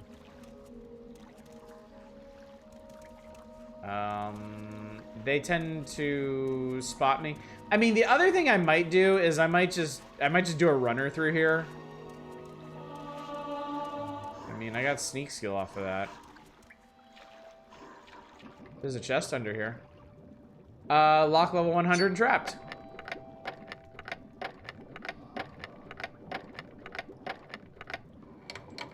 There we go. Now we untrap it.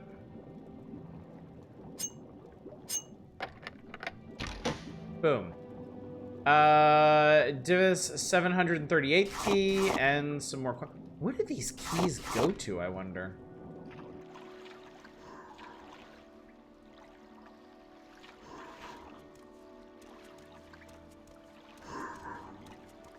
That is a skeleton. He's got some money on him, though. Warskin drum. So they can enjoy some sick beats. While they themselves are sick. Is there anything down here? Might as well have a look-see. Would not appear so.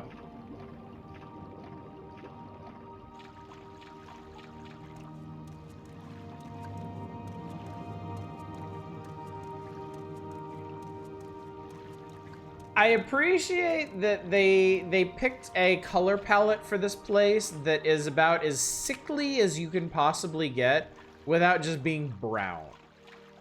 Like, it's not the poop caves, but you can still tell it's a place of disease and illness. You got to remember also, chat, like this game came out either right on the cusp or at the peak of the brown first-person shooter craze. So there is a lot of brown in this game, but I respect them for resisting the impetus to make just fucking everything in this game brown. Cusp, thank you. Yeah, I guess the early to mid aughts. would have been the real heyday of brown shooters, right? Peak was end of GameCube, start of 360 era. Fair, fair. Not really a good time for anybody. Although, okay, here's a question for you, chat. Would you rather would you rather have the brown shooter era or the era of just absolutely relentless colored lighting from the mid-90s? Or photorealistic Smash Bros. Does this also go to the bowels? Yep, also the bowels. But I don't want to go to the bowels. Absolutely relentless color lighting? I'm not so sure, honestly. Some of those... Did I somehow just very stupidly come back to the... Am I losing my mind? I guess I just didn't go back as far as I thought. Colored lighting, rainbow lighting, no question. Yeah, I don't know about that, honestly, because I played a lot of games during that time, and some of them were like, you couldn't, like, you can play a brown game. It might be visually boring, but you can play it. Some of those colored lighting games were honestly like migraine inducing. Yeah, I'm just an idiot, Araldabor. I didn't realize where I was. I'm just a big old idiot. All right. Third try. This guy's big on keys. I'm not so worried about the goblet. Just don't call yourself an idiot. That's our job. There we go. I lived through the colorless days. I want to be filled with color. Okay, this is another entrance to the bowels. Yeah, I don't know, man. Like, for every Unreal and Quake 2, there were just some absolutely, like, some literally unplayable games. Flashing colored lights all over the place. Do you remember when every brown game was also Bloom Central? I don't want to go back there. I mean, that's fair. That's fair. Wow, first try. I have no nostalgia for the days of brown games. I also have no nostalgia for the days of, like, Technicolor nightmare games. Seriously, what the fuck do these keys go to? I'm starting to think I should just try opening these chests and hoping that the keys go to them. Although if I do that, I won't get any security training off of them. I'm pretty sure opening lock level 100 chests is good for security. Unreal had lots of colored lighting effects, but they had an aesthetic. This is very important. I need y'all to understand this. Like, the memorable games from that era, like Unreal, had an aesthetic. They used colored lighting with purpose, with a deft hand. A lot of games, a lot of first-person shooters from that era just vomited colors all over the place, and it was agony. It was terrible. When you're talking about rainbow lighting, you're talking about seizure-inducing flashes from the 90s games, because that's also something... I mean, yeah, that's definitely a part of it. Talking about just general colored lighting, can be anything in terms of color. I get down with that. No, I am talking about I'm talking specifically about the worst examples of colored lighting. And yes, that definitely includes flashing lights. Because God knows there was plenty of that, and not, at the time, not a whole lot of reason to hold back. I was just saying he really, really loves a brown aesthetic. Almost an erotic level, really. I mean, is there any appreciation to video games that is not erotic on some level? I mean, when you behold the supple, voluptuous curves of a corpus zombie, are you not somehow enticed? Does it not set parts of your loins ablaze?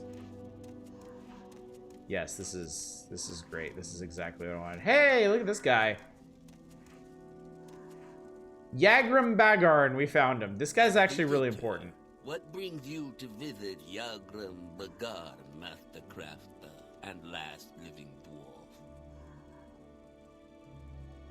Okay, this is really important, actually. This is kind of like a huge turning point in the game's storyline. And I love that it is completely... They don't build up to this. They don't, like... There's no hint that this is going to happen. You're not on a quest to find out what happened to the dwarves or anything. It's just like, oh yeah, go down... Before I attempt to cure your corpus disease, go down to a corpusarium and talk to this one motherfucker. Turns out, one motherfucker is the last living dwarf in Tamriel. The one guy who actually knows what happened to the Dwemer.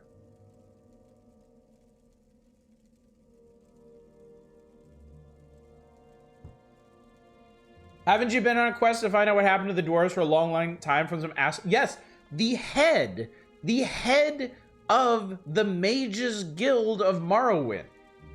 I mean, granted, he's out of his fucking gourd. But yeah, that is our quest for the Archmage of the Mages Guild, to find out what happened to the dwarves. And all of a sudden, boom! Here he is! Last living Dwemer, right here, in the flesh. Lots of flesh. Like, Jabba the Hutt levels of flesh. Alright, Tradon, have a good one, buddy. See you later.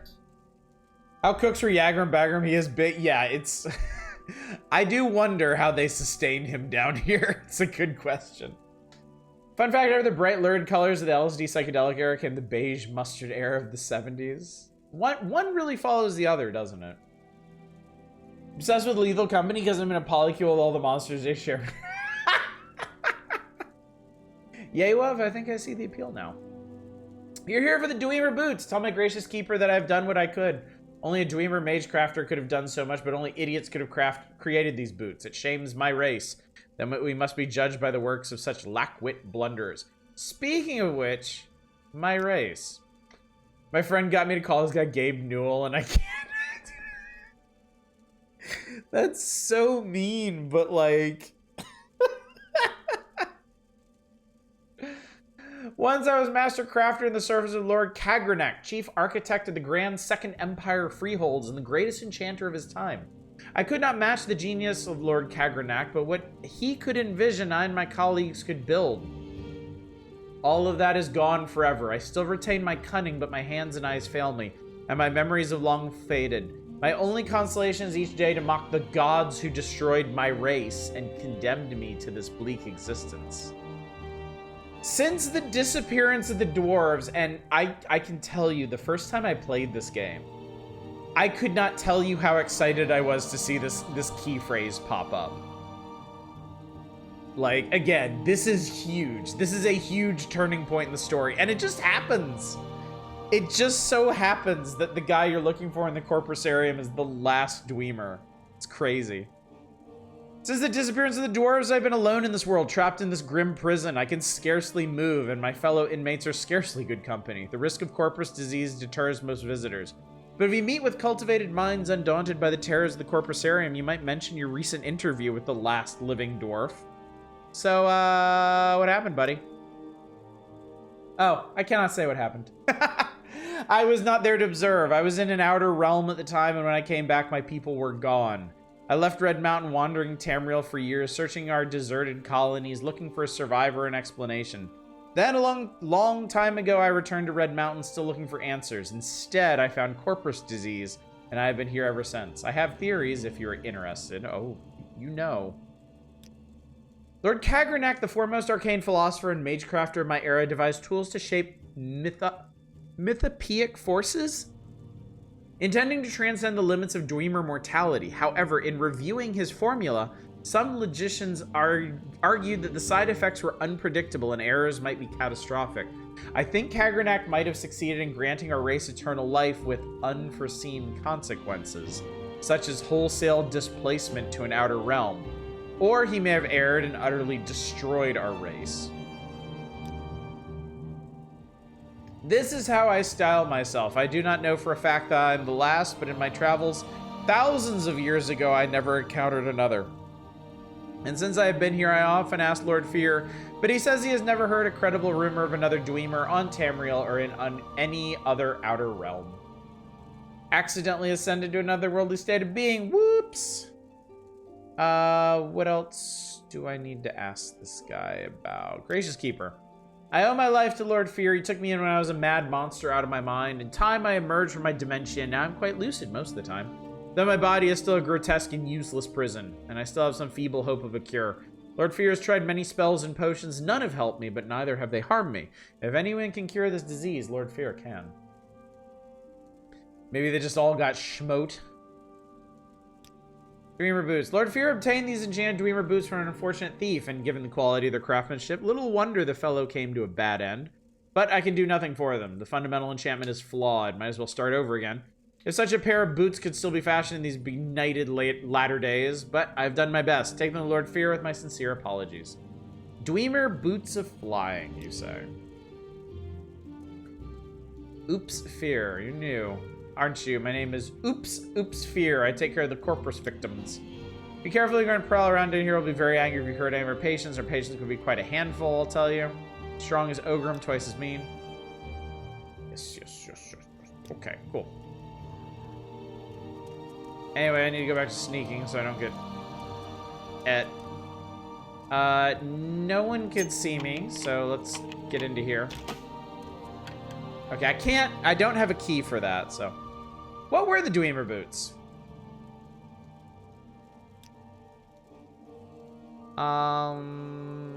Where did they go? Dwemer boots of flying, levitate 1 to 100 points for 10 seconds on self. So, I think the flaw in these boots is the massive variance in the effect. Or perhaps it only lasts 10 seconds, because 10 seconds is not a long time to be levitating. 10 seconds is just asking for trouble. That is Vvardenfell, a blunt weapon, two-handed. How interesting.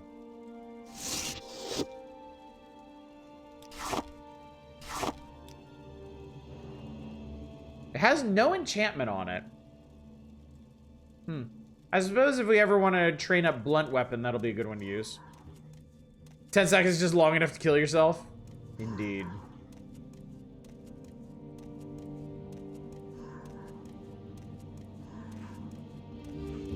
Do.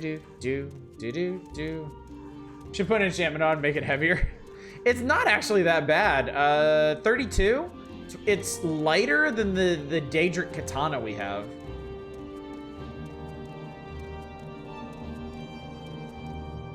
Is this the way I came in? It is, actually, man. I am really, really bad at pathfinding tonight, chat. I don't suppose it's the 3 cocktails I had tonight.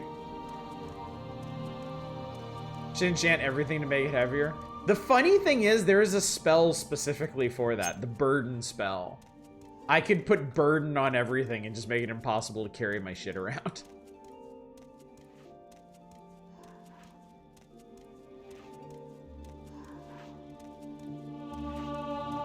Also, sneaking around these dudes is really good for my sneak skill. Alright, that's probably the other way. The main entrance. Mr. Skeletal Corpse has a steel mace, which I don't give a shit about.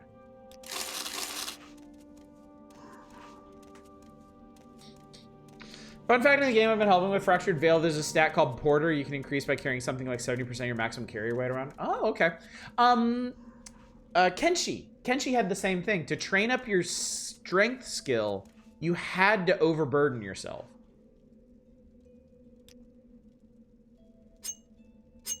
I remember talking about that when I was streaming it. Oh, okay. So we did actually... Okay, so there is like a chain of these chests. It probably terminated with that one over by Dwemer Boy. But I'll keep cracking them open nonetheless. But yeah, that was the thing in Kenshi. Like loading your pack up with as much stuff as you could carry, and then carrying a corpse around would put the highest possible multiplier on your strength gain, which was pretty important because strength was, you know, admittedly a pretty important stat. Handing back a keychain as you leave. I think these are yours. That would be like the ultimate flex. It would be so good. It looks like there's something over there, and I don't know. It doesn't look like there's another way to get over there. So let's fly.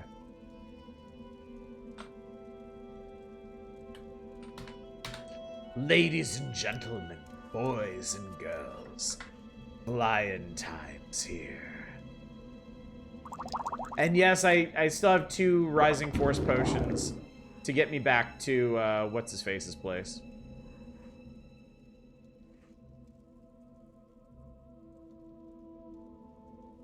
Alright, that was actually pointless. Flying time is not here. I lied. You sound like the villain from The Max. What was his name? Mr... Oh, God, what was his name? He had a really interesting name, and now I can't remember it.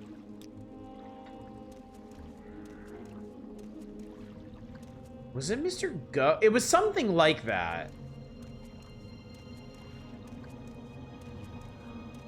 Along with the Head, I've been watching an MTV Liquid Television channel. I really need to watch that.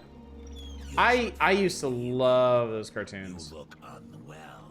Yeah, no shit, Sherlock. All right, we did it. We did it. Now the problem is, I'm not sure I can carry all this shit anymore. Yeah, I'm over encumbered now. Over encumbered by a lot, unfortunately, and I don't have anything I can easily get rid of. Shit. Shit.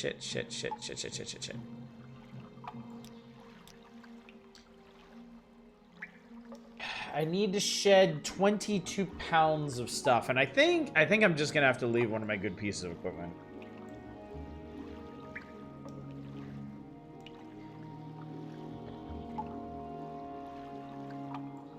Chop off your legs, that's surely 22 pounds. Do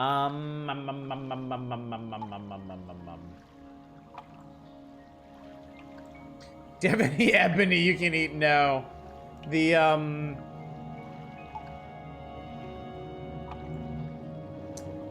Yeah, all of the few alchemical ingredients I'm carrying around are pretty light. The big stuff I have right now, the Dragon Bone Cuirass is 50 pounds. The Ebony Staff is 16. The Daedric Katana is the big one. It's 54 pounds. It's so damn heavy. And I really want to keep it. Oh yeah, that hammer I picked up was 32 pounds.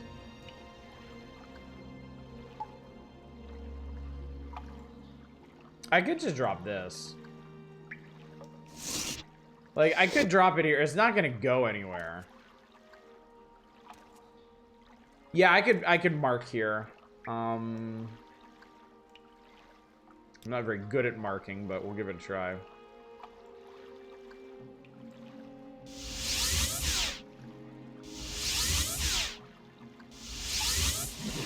There we go. Okay, shockingly, I actually did land a mark. So yeah, if I need to come back for this thing, I can. It's like lugging luggage around per sword swing. Okay. The boots also are 20 pounds. So actually, once I give these boots to this guy, the question is, will you remember why this spot is marked? No promises.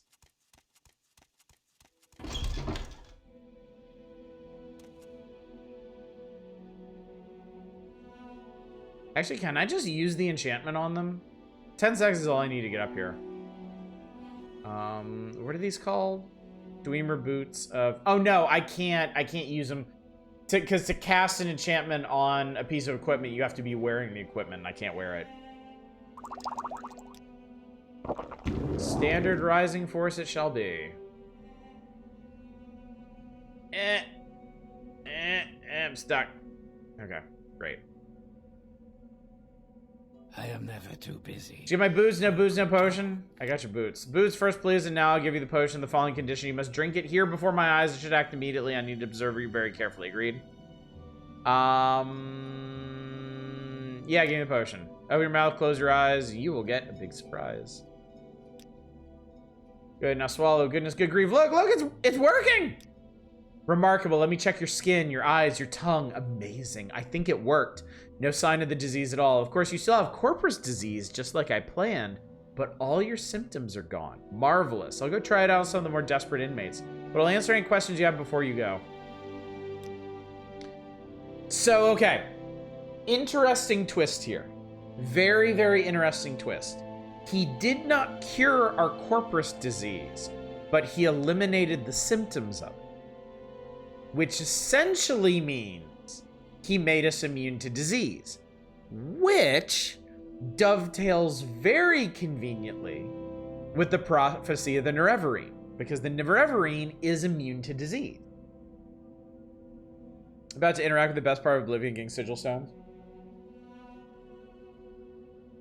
I swear this area looks like the alien UFO from X-Men Apocalypse. Totally agree, yeah. They both got that kind of like gonzo bioorganic aesthetic going on. It reminds me of gear tweaking in EverQuest. Had to have strength plus on my armor. It was too heavy for me to carry. I was going through some of that when I was playing Titan Quest a month or two back. On some of my more magical classes. I had a specific sequence that I had to put my equipment on because they had pluses. They had stat pluses that allowed me to use other pieces of equipment. It was a very delicate balance and it made it really, really hard to try out new pieces of equipment. Corpusarium. I think we talked about all this. So his daughters are made from his own flesh. That's pretty fucked up. Alfear is as sharp as my girls and wit and tongue, gets on my nerves. Conflict is the spice of life. Betfear is... Oh, alpha, beta, delta, and upsilon? That's kind of crazy. Betfear is a sweet one, eager to please and be pleased, an excellent cook and a lovely singing voice. Delta is the efficient one, organized and orderly. She acts as our steward, manages account, maintains supplies, keeps the tower and corpusarium running. Ipsiphir is the girl with the biggest heart. She takes care of the inmates of the corpusarium and helps with my research. That's nice. Thank you for the gift. When you live for thousands of years, you need a hobby. Something you love always sparks your interest. I collect treasures and invite thieves to steal them. I'm a collector and a sportsman. I collect enchanted items and ancient artifacts. I have quite a few Dwemer pieces. As a sportsman, I love letting thieves try to steal my well-guarded treasures. Only a few rules. Don't hurt the inmates.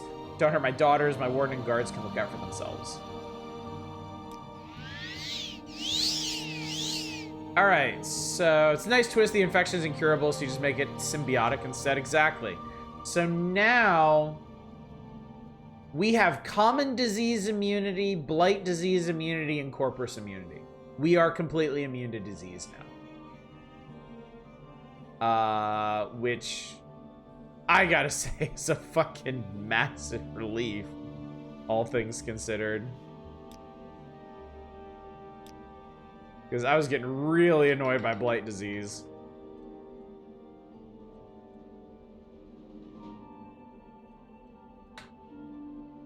Also, did I happen to pick up the key for this somewhere? No, I didn't. If I could get this guy to turn around, that'd be super helpful. Hey, Divith. Hey. Hey. Hey, Divith. Divith! Divith! Anyway, Divith! Damn it.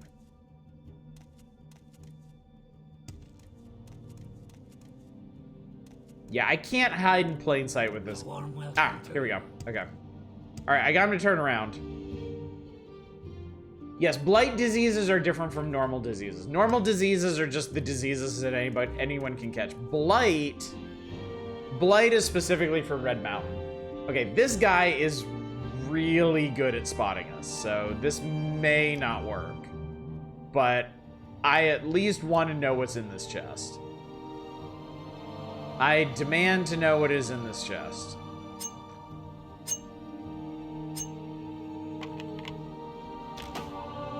Okay. Ooh, and I should meditate on rest and meditate. Meditate and rest on what I've learned. Okay, I've successfully lockpicked this. I'm gonna save that, because I'm really good at this shit. And then what's in here? Scourge, blunt weapon, one-handed.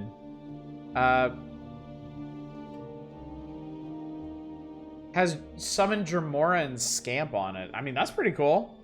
This is a strong blunt weapon, too. I'm not taking it.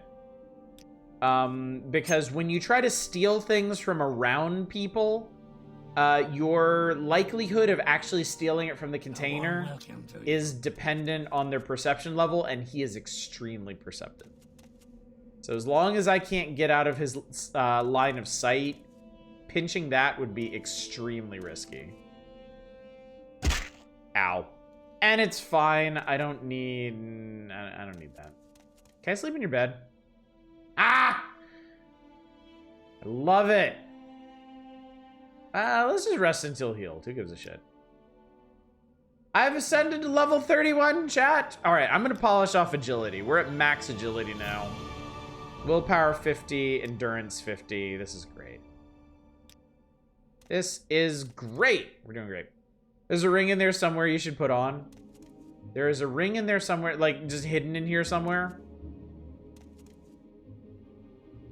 Okay, I'm just gonna ask, is it the Night Eye ring? Because if it's the Night Eye ring, I want you to spoil where it is, and I want to get it. Up top with Diveth? No? Okay. What's up, Emerald? Good evening this weekend. I got stupidly into health and started Deus Ex replay. There's a ring up there with him. Huh. All right, well, hang on one sec, because I'm curious now. I'm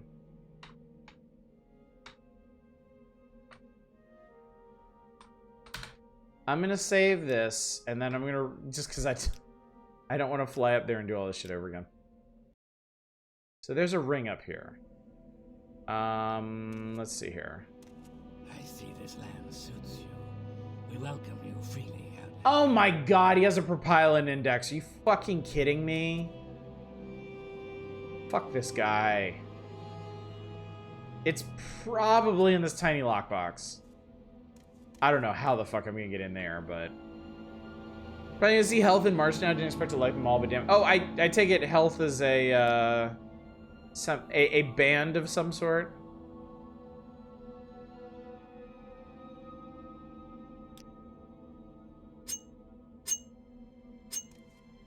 I really need...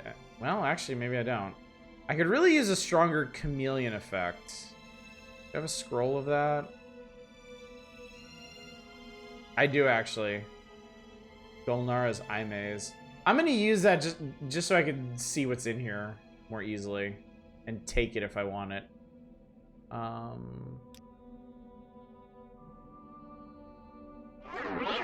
Alright, yeah, I'm invisible as fuck now.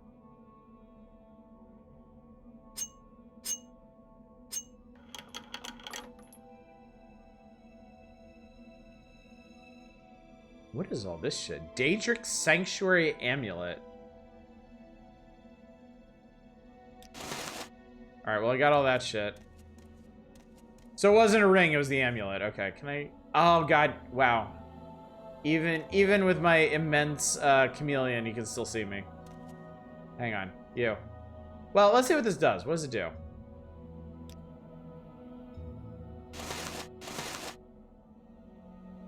What'd that do?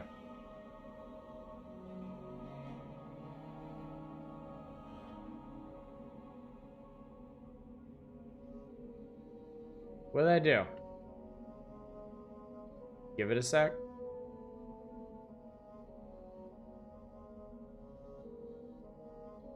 Turn around, dickhead.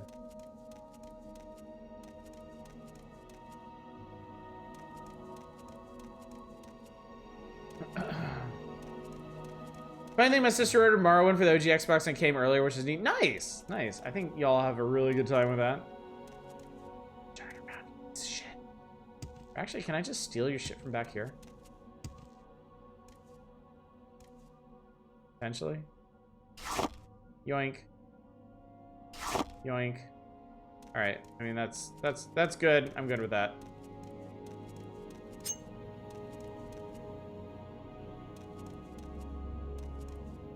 So, what's it supposed to do?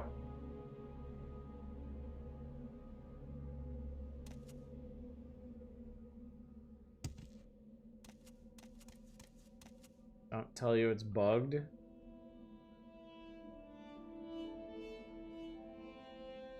Supposed to teleport you to a boss fight for a special what?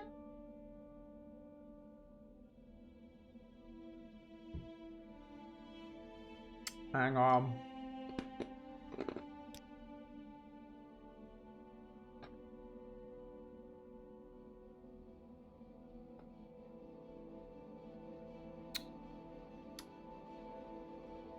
You need to use... How the fuck do you... How would I use it? Anyway, let me sleep real quick. Let me level myself up again.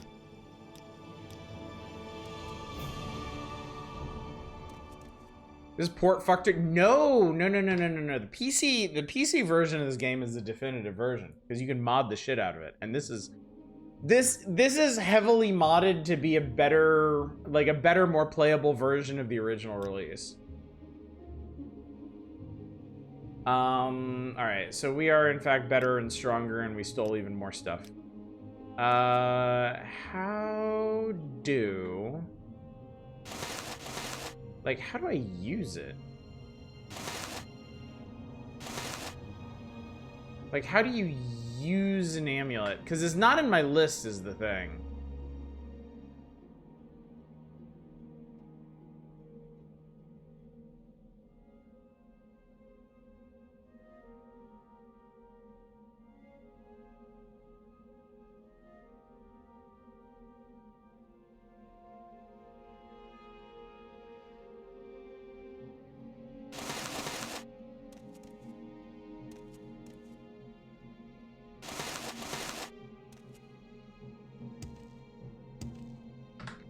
I don't know. It don't do anything.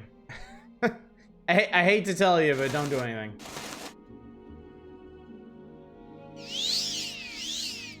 Grabbing the amulet will instantly transport you to Daedric Shrine, where it will be attacked by the powerful Dremora Lord Dragus Volar.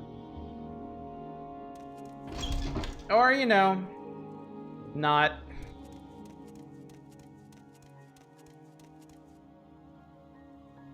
I think you could take him. Probably, but I'm not too hard up about it either. Scratch him to death.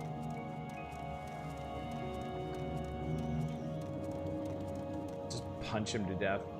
I got a bunch of cool shit. I'm fine with this. I got a bunch of cool shit. Sword is in the Battlespire game and has a Paralyze enchant. I mean, that's cool. I have a bunch of swords with Paralyze on it anyway. So it's not like I'm missing out or anything. You know what I really wish I had right now is water walking. I would really, really like to have water walking right now, and I don't think I do. We got a couple versions of levitate. I don't think I ever picked up water walking. I picked up swift swim. I don't think I ever picked up levitate. Or not levitate, Jesus Christ.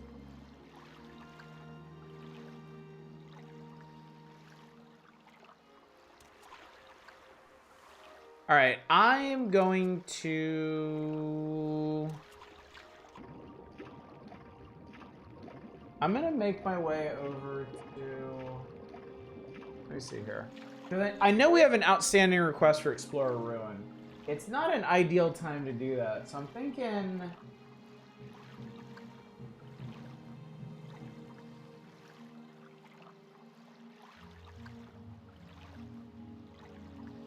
No. Okay, this should be fine. I'm gonna head to Sagerth Mora. My plan is to head to Sagerth Mora. And then I can get back to... I should be able to get back to Balmora from there. And then if we want, we can warp back here. And there's just a whole bunch of fucking Daedric ruins around here. As needed. Get a pick of it at least. What is this? Oh, that's neat looking. That's pretty cool. That's like a that's like a Morrowind batleth.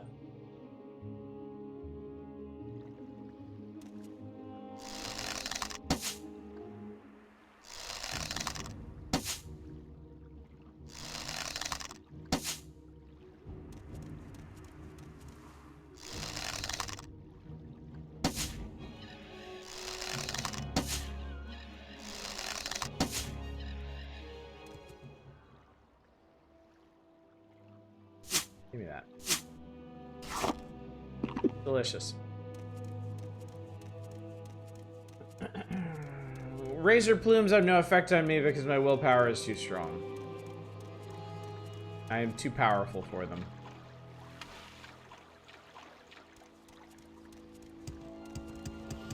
Squish. Yes, I see you there. I'm not stupid.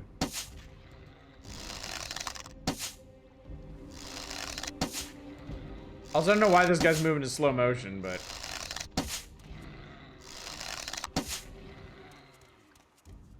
He was blighted. Oh, wait! I don't give a shit about that anymore. You can be as blighted as you want, bro. You can bring all the blight to the table. I don't give a shit.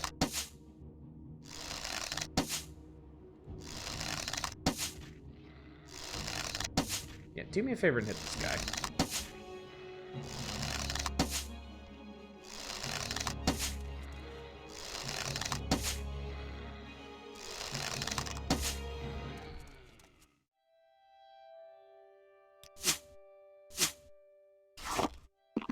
And I'm gonna eat of your flesh. So actually, okay. So we're level 31 now.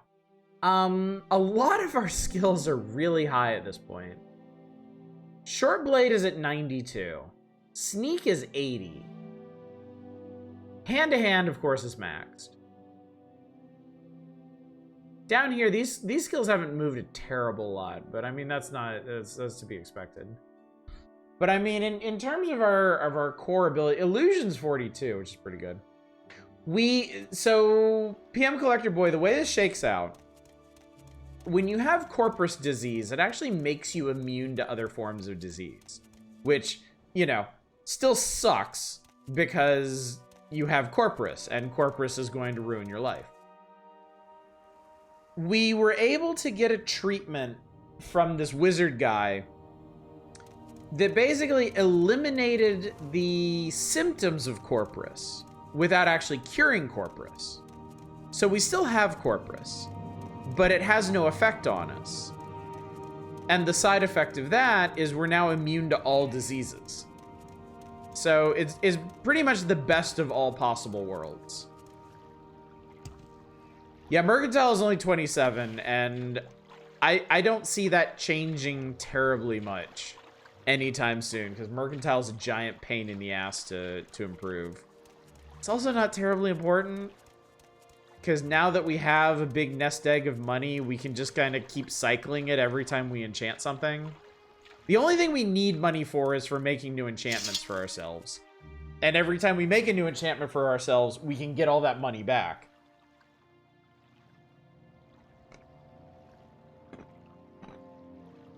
By trading some priceless artifact back to the enchanter. Some noodle mixing sound. Every time I play Morrowind, I inevitably find myself spam jumping upstairs and inclines the level. Yeah. I do that. I do that in, like, Vivek a lot because of all those huge ramps. Look at this guy's crazy-ass helmet. I will listen, Outlander, but make it quick.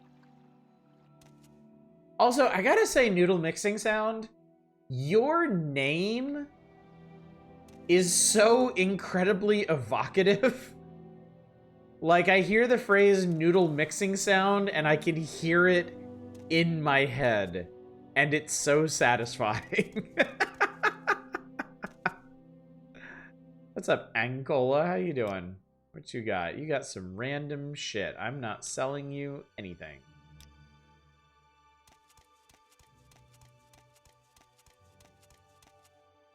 What is this? Sage of the Morgue, Gateway Inn, North Wing, and this is a giant... Oh, this is the main gate. Okay. And there's boats over there if we want to go somewhere, which we don't, because I'm going to use the teleport. That's a really neat gate.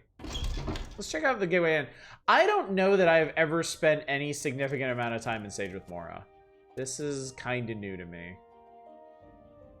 I would love to let you go free, but I don't have the keys to your slave thing. Well, like 6 months or so, spamming noodle, mixing ASMR over mic while playing Rocket League and Counter-Strike, and I'm driving me more crazy than my teammates. I was hearing it non-stop and too lazy to change. It was random whether they queued. You did it to yourself, huh? That's so funny.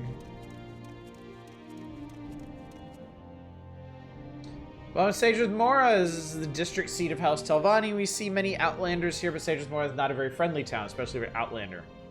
Services.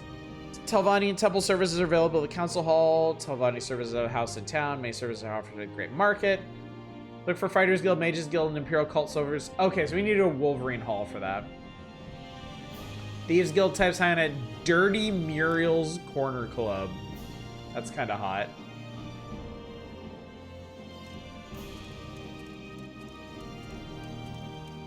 I mean, there might be quests here, but at this point, I kind of just want to get to Balmora, back to Balmora, drop some stuff off, and do some exploring. So yeah, that's boats. I mean, how big is Sage with Mora, actually? Okay, there's a lot of town. There's a lot of town. Hello, Enruin. You got some stuff. Steel stuff, bone mold stuff, whatever. Those things it does behind the day before I went, thanks for the money, bye suckers. I mean, it's hard to imagine anything else. Like, they pieced out so hard. And like 4 days after, and I mean, their game sold some insane, like 200,000 units. And they're like, sorry, it wasn't profitable later. Like, if it wasn't a scam, it was like the worst managed game in human history. Who's there? Goodbye. Okay. Worst knock-knock joke ever.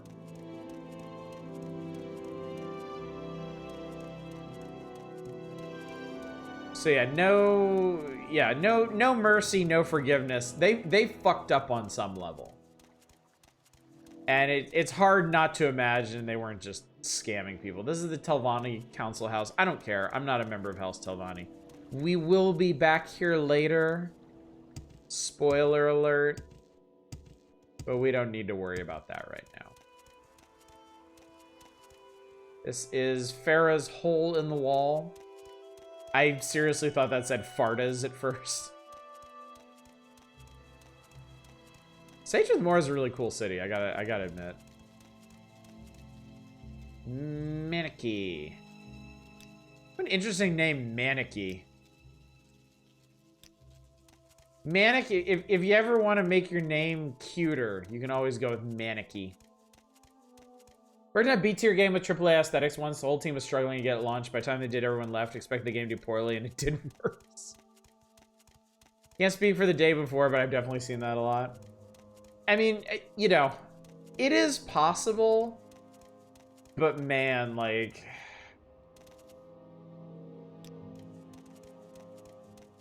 I don't know. Like, you couldn't... You really couldn't make the game look like more of a scam if you tried. And I mean, if it was an earnest effort on their part, if they really wanted to make something great and just everything fell apart, I am sorry for them, but I really don't see a reason to give them the benefit of the doubt here. Like, it is the worst possible way to handle what went down. The worst, shadiest, just most awful way. Sorry, not sorry.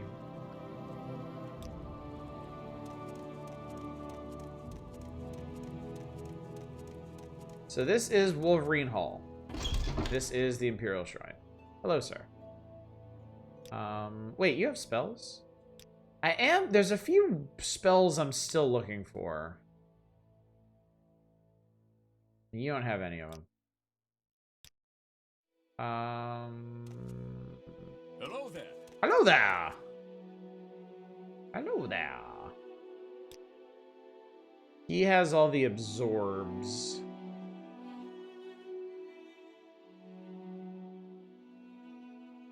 I already have absorb health. I don't really need to absorb stats per se. I see I stand in good company. Never recovering from that. Hope the individuals who work their asses off are able to land something else soon. Yes. Yeah, anyone who was just there, you know, doing... Nope.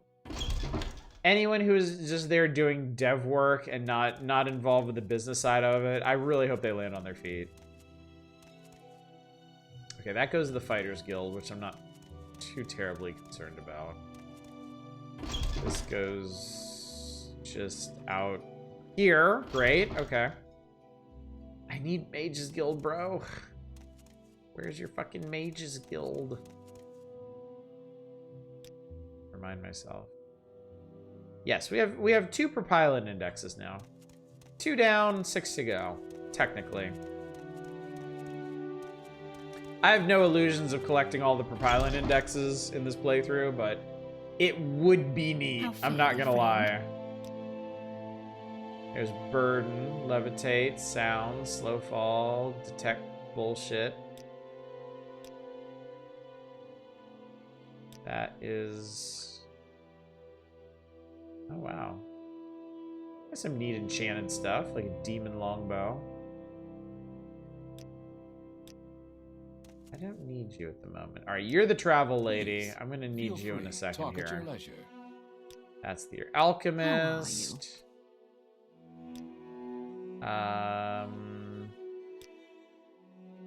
I haven't met requirements yet.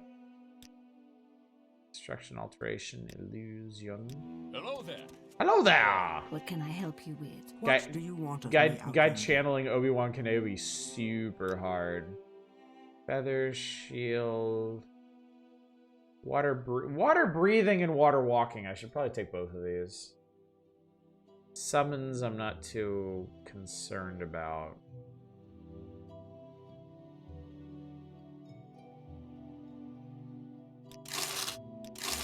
Yeah, I'll take both of those spells. Alright, let me pop back. Let me warp back to Balmora. How fare thee, friend? So I can dump this stuff and report in with Caius and see what our next move is. The indignity of it all. Sound more like Professor... Oh, I guess Professor Oak actually has voice acting now, huh? Didn't even occur to me. I still haven't been gone long enough for these supply chests to refill. Damn, dude. We are entirely too efficient. Whee! Well, I certainly have a lot of heavy stuff that I can just get rid of.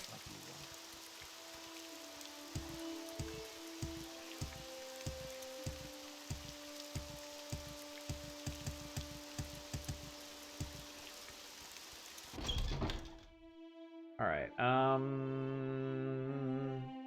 alright, let's lay some of this stuff out. Some of this stuff that I won't be needing for the time being. Dragon Bone.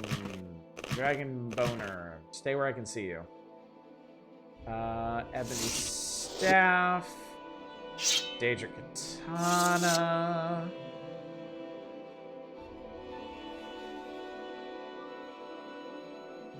I'll hold on to the lighter stuff like the darts and the right bracer.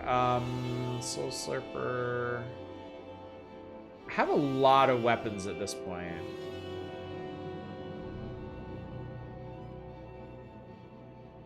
But I mean, I can also carry a lot, so I mean, it's not like a huge deal. Hello there, reminded me, movie careers initially wanted Obi-Wan Kenobi or Steve Buscemi to play Ant-Man before Paul Rudd stopped eating or drinking carbs for years. I'm gonna drop Mage Bane for right now because I'm not really working on Longblade.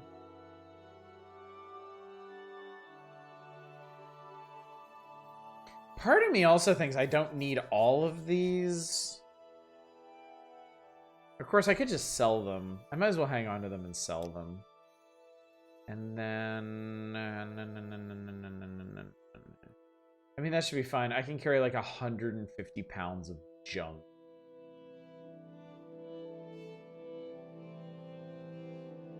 I need some restore speed and restore personality. What happened there? Greetings, students. A pleasure to meet you. Where's my speed?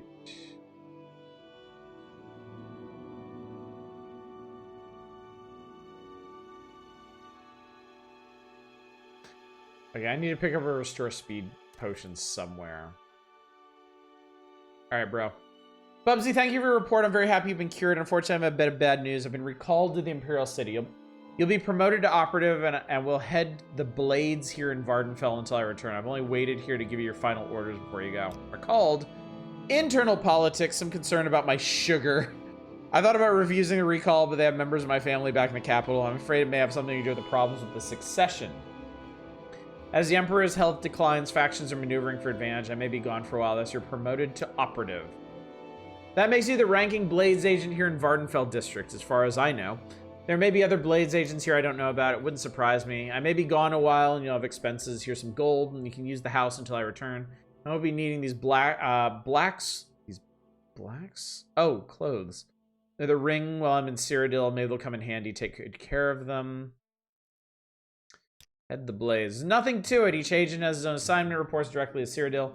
You're promoted to operative, mostly preserve your independence. You're no fool. The days of the Empire are almost over. When the Emperor dies, 9 hells are going to break loose. Forget about the Imperial City. Think locally.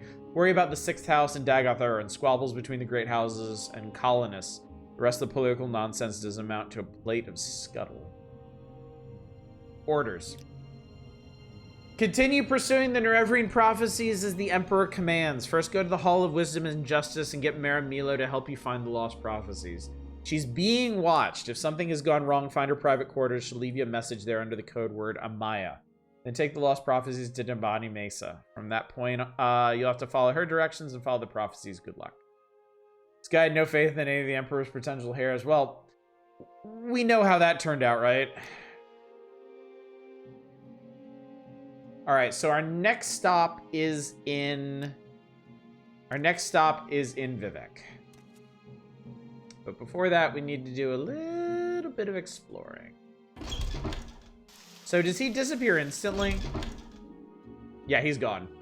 Caius Cosads is no more. This is our house, chat. We own this house. It is ours. It belongs to us. Also, I didn't notice he has an entire assortment of lockpicking tools over here, which I would like. I guess this also means we can get into these containers. For sale when Kai's shirt never worked. Oh yeah, he gave us a shirt and pants, right? Cast when used, fortify sneak on self. Chameleon 20%, that's actually pretty nice. Those are some nice pants. Except my pants are permanent.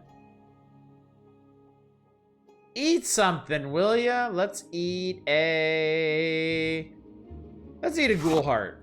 Mmm, delicious. I resisted it. I am highly resistant to ghoul hearts. This one's trapped. And now it isn't. Let's see. Master's lockpick. Unlocked. Unlocked. Got some money. Short sword. Restore health. Rising force. Garbage mortar and pestle. There's a soul gem just sitting in here. These soul gems are a little heavy. I should maybe get rid of a few of those. Guarantee you the shirt and pristine pants may be... pants may be pooey. Yeah. I'm carrying around all these graders, and I'm not really very hard up about them. Urkel Gohard is tricky. Cook too much and you turn into goulash. Oh god, 2-hit. I just got that. That was awful. Jesus Christ, man. Let me check in with House Halau real quick to see how I'm progressing there. And then we'll head back to Sadrith Mora and do a little bit of ruins exploring. Official timeline for the events of the first game has the Emperor trapped in extrajudicial prison for 10 years. Jesus. Hi. Oh yeah, I'm supposed to be doing that. And then Crassus is about that, and business is... Yeah, we're supposed to be doing that. Forget how exactly you get this one going.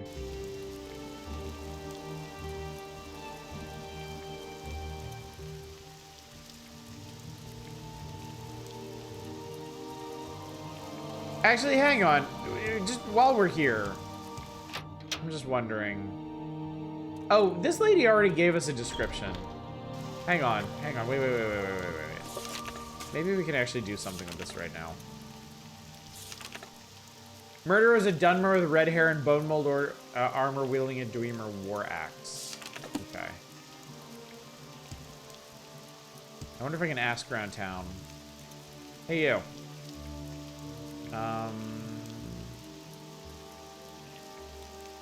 Ooh? Yeah, he doesn't fucking...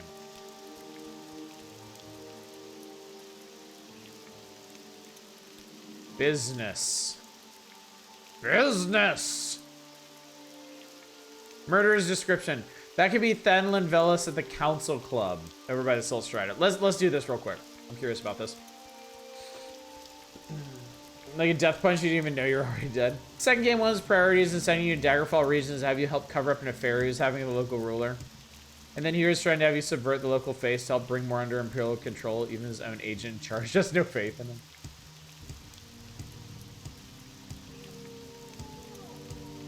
Council, that's Lucky's Lockup. This is the Council Club. Now this, I believe, is a Kamana Tong hangout. Oh yeah, you.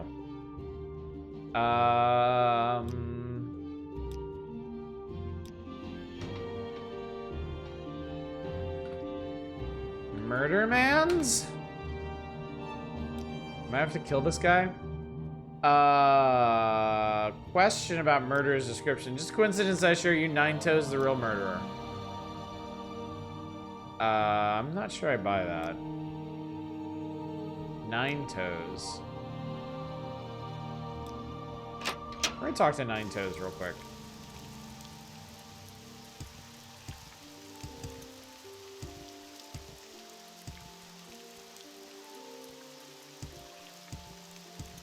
Where's Nine Toes live? I forget.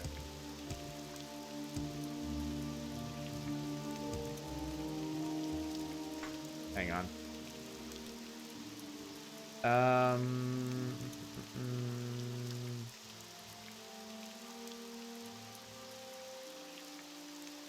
Nine Toes house. There we go. That's what we need. Of course, Oblivion happens. The only possible heir after the opening sequence is a bastard from another affair.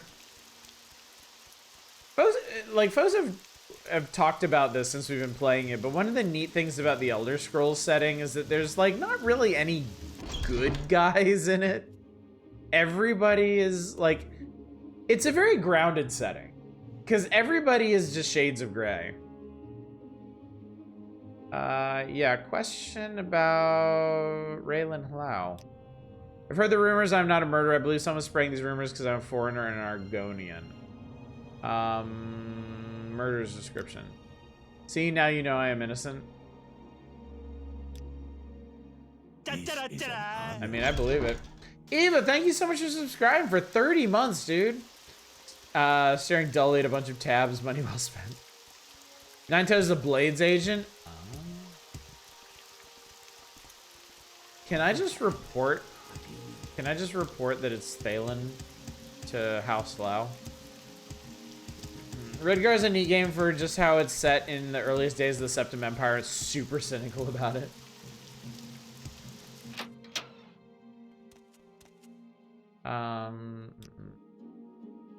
Once you think you know the murderers, you should kill them. Jesus Christ. Dunmer justice is brutal, chat. These people do not fuck around. Whee!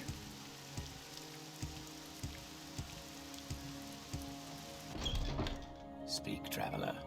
All right, so let's equip us a... Do you want to jink this guy? Oh, I need to get all my shit repaired. I wasn't even thinking about that. Oh, no, I have a... Yeah. Let's do the Vulcan neck pincher. Found a ring of 11% magic resist. That's very nice. Hey, you. You want to be my best friend in the whole wide world? Hey, we're buddies now. Isn't that great? Actually, if we're buddies, will you actually tell me what you did? Like, that you murdered this guy? No, you won't, you won't... Huh. You won't cop to it. That's funny. Anyway, keep admiring me. Why Tiber Septim won against the people of Hammerfell, not from his brilliance or the righteousness of his cause, he had a motherfucking dragon helping him. And the Imperial Governor he appoints after he leaves is a giant prick.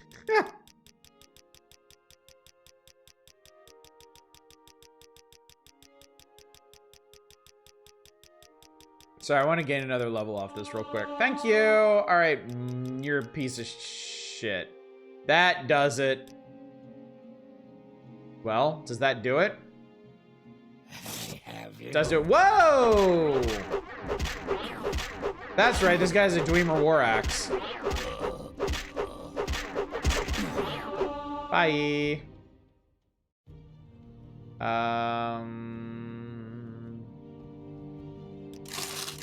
Whoa! Look at all this armoring equipment. Let's try to use it, chat. Yeah, I might as well take the axe and sell it, right? Let's see. Give me...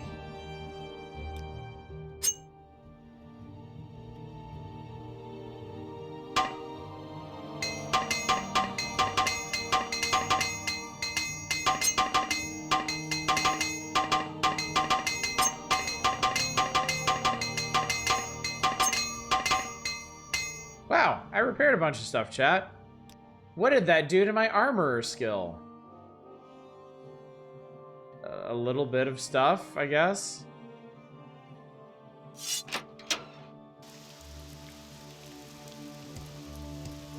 Found the best thing about the Grim Dawn update. Remember the bullshit hurt floors and caves? Now puts the unmistakable green miasma through the throughout the cave, so you know it has hurt floors. That's nice. Yeah, those hurt floors. I think the big thing about those hurt floors is that they're like purely proportional. They don't do a set amount of damage. They do a set percentage of damage, and it's dramatic. Kill Thanavelis. House Law will not soon forget this act of vengeance. Take these 1,000 drakes. Yes. Do you have more business? Business as usual, except for the ebony trade. East Empire Company threatened to buy ebony from House Redder unless we lowered prices. Either convince Canctunian, Pontius, and Ebonheart to buy ebony for us, or kill Darren's Tedlin, the head of the mining operations in the Sudnet mine. If you do both, there might be a bonus in it for you. The local factory, the East Empire Company. Where's Sudnet? Sudnet is the only mine House Redder currently controls. Go to Aldrune. Oh god, it's near the Ghost Fence. Fantastic. Okay, cool. That's good to know. We are good people. Killing miners for being inconvenient. All in the name of the house. Alright, anyway. Bubsy Pinkerton, they'll call us. Let me sell you some junk that I really don't care about at the moment. Like this. Just get a little mercantile practice in here.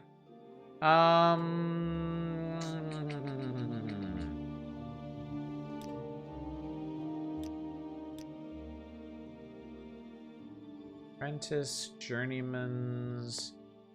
I mean, I'd kind of like to keep these around to practice, but they're super fucking heavy, so I'm just gonna sell them all. It's fine. I'm not real hard up about this particular skill type anyway. Is there something I can sell you for 1,500? Each of these Daedric darts is worth 4,000, which kind of blows my mind. Glass throwing stars, by comparison, are worth 20 apiece. That's just silly. I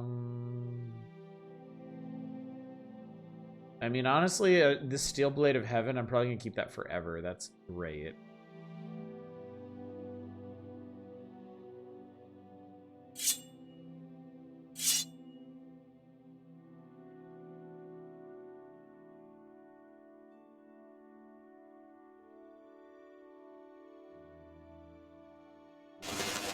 He doesn't buy that enchanted stuff.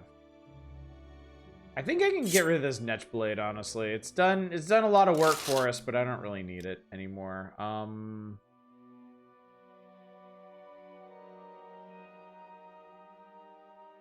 Keep that because it's light. We'll get rid of the Spark Blade as well. We don't really need these things anymore. We've got 2 Daedric Blades. We got 2 Daedric Blades, we got 2 Glass Blades.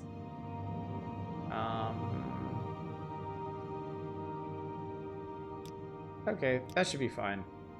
Well met. I am Greetings. well met. Alright, let's head over to Mage's Guild. Let's warp us.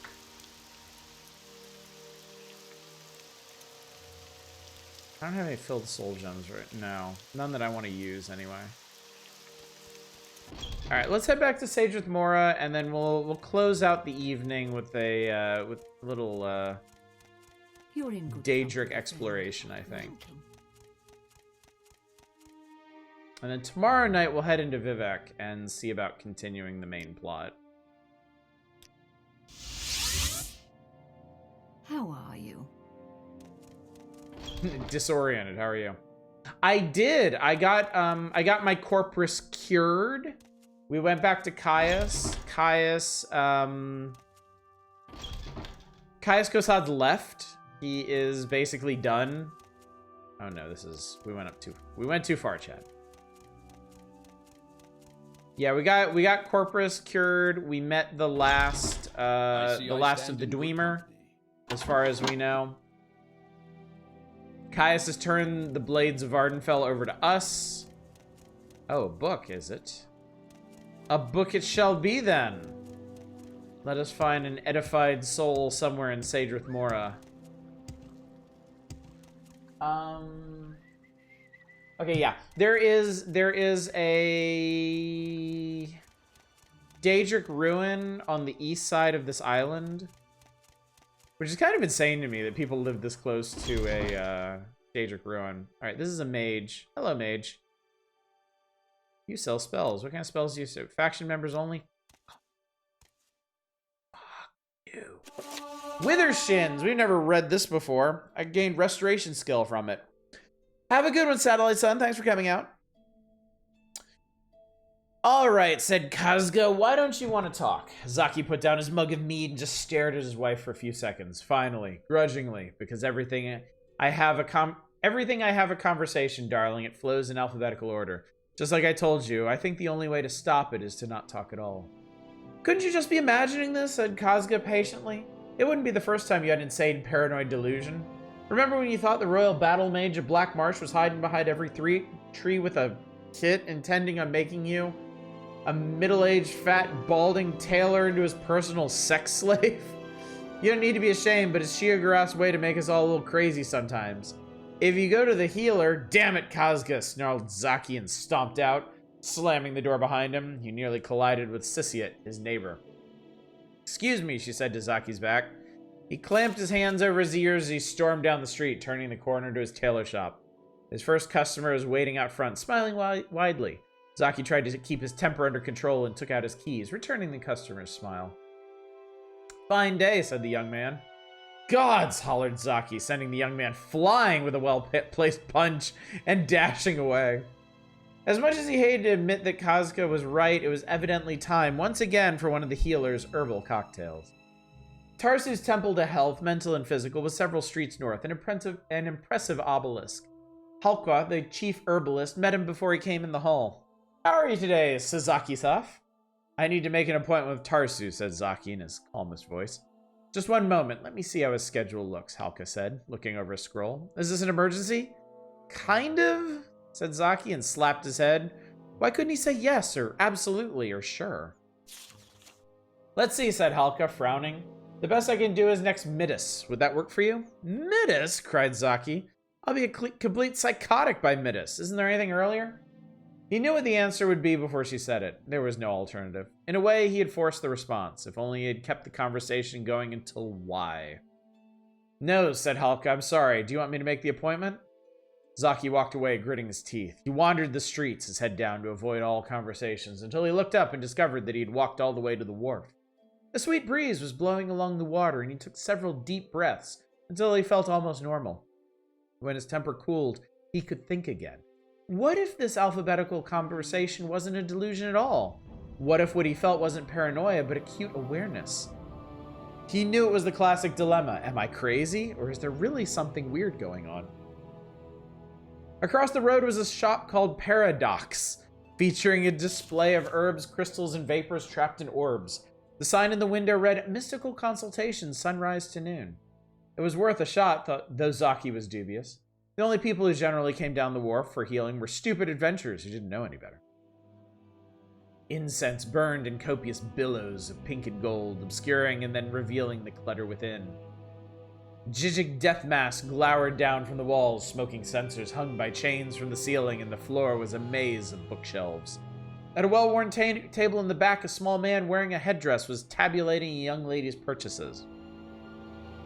Okay, said the man, your total comes to 57 gold pieces. I threw in the restorative scale conditioner for free. Just remember, the candle should be lit only after you invoke Goraflox the Unholy, and Mandrake Root does best in partial shade. Customer gave a quick, shy smile to Zaki and left the store. Please help me, said Zaki. Every conversation I hear or get involved in seems to be arranged alphabetically. I don't know if I'm going insane or if there's some kind of bizarre forces at work. To be honest with you, I'm normally a skeptic when it comes to your type of business, but I'm at the end of my rope. Can you do anything to make this madness end? Quite a common problem, actually, said the man, patting Zaki on the arm. When you get to the end of the alphabet, do conversations then go to reverse alphabetical order or start at the beginning of the alphabet? Reverse alphabetical order, said Zaki, and then corrected himself. Damn it! I mean, it starts from the beginning all over again. I'm in agony. Can you call in the spirits and tell me, am I insane? Sariki, said the man with a reassuring smile. I don't have to. You're quite sane. Thank you, said Zaki, frowning. By the way, my name's Zaki, not Sariki. Unusually close, eh? Said the man, patting Zaki on the back. My name's Octoplasm. Follow me, please. I have just what you need. Octoplasm led Zaki down the narrow corridor behind the desk. The two men pushed past dusty cabinets filled with strange creatures and liquids, past heaps of Neolithic stones, past stack after stack of moldering leather-bound books, into the dank heart of the store. There, he picked up a small, squat cylindrical drum and a book and handed them to Zaki. Vampirism, Daedric possession, and withershin therapy, said Zaki, squinting his eyes to read the book in the gloom. What in oblivion does this have to do with me? I'm not a vampire. Look at this tan. What's withershin therapy, and how much will it cost me? Withershins, from the old Cyrodiilic wither signs, which means backwards, said Octoplasm in a serious tone. It's the art of reversing the direction of things in order to gain access to the spirit world and break curses, cure vampirism, and trigger all manner of apotropaic healing? You know the story about the guy who was told that slaughterfish live in hot water, so he said, well, let's boil them in cold water. Xenophus, said Zaki instinctively, his brother having taken a rather esoteric upper-level course in Cyrodiilic God. His brother having taken a rather esoteric upper-level course in Cyrodiilic philosophy as an elective at the Imperial College 31 years before and immediately wishing he hadn't. And what do you do with the cylindrical thingy? Octoplasm lit a candle and held the object over it so Zaki could see more clearly. All along the cylinder were narrow slits, and when Zaki peered within them, he saw a succession of old black and white drawings of a naked man leaping over boxes, one frame after the next. You spin it like so, said Octoplasm, slowly whirling the device clockwise so the man within leapt over the boxes over and over again. Called a zoetrope. Pretty neat, huh? Now, you take it and start spinning it counterclockwise, and while you're doing it, read this incantation I've marked in the book. Someone who wrote this really wants a larger penis. Apotropaic is a $5 word for evil warding. Thank you, Naren. I appreciate that. I have never heard that word in my life. Zaki took the zoetrope and began spinning it counterclockwise over the candles so the little naked man within seemed to bound backwards over the boxes. It took a little coordination and concentration to keep whirling at a steady pace, but gradually the man's awkward and jerky back jumps became more and more fluid until Zaki could no longer see the individual frames flipping. It looked just like a little humanoid hamster on an endless reverse treadmill. While he continued to spin the zoetrope with one hand, Zaki took the book in the other hand and read the underlined passage. Zoetrope, counterspin, counterspin, counterspin. Pull my life from the rut that it's in. I invoke the goddess Bothia, Kinareth, and Drysis to invert my potentially metaphysical crisis. My old life may have been rather pointless and plain, but I dislike the prospect of going insane. Make the pattern reverse by this withershin. Zoetrope, counterspin, counterspin, counterspin. As he chanted the spell, Zaki noticed that the little naked man in the zoetrope began to look more like himself. The mustache vanished and the hairline receded. The man's waistline expanded and the buttocks sagged to the shape and texture of half-inflated balloons. Scales approximating his own Argonian pattern appeared. The man began to trip as he bounded backwards over the boxes, taking bigger breaths and sweating. By the time Zaki reached the end of the incantation, his twin was clutching his chest and tumbling end over the boxes in a free fall.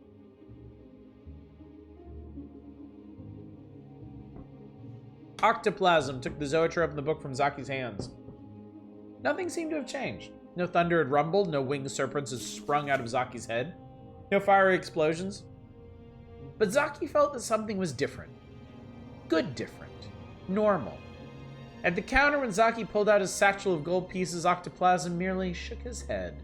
Our treatment radical, such of effects terms long, the what sure be can't we naturally charge no. Feeling the first real relief he had felt in days, Zaki walked backwards out of the shop and down the road to his shop.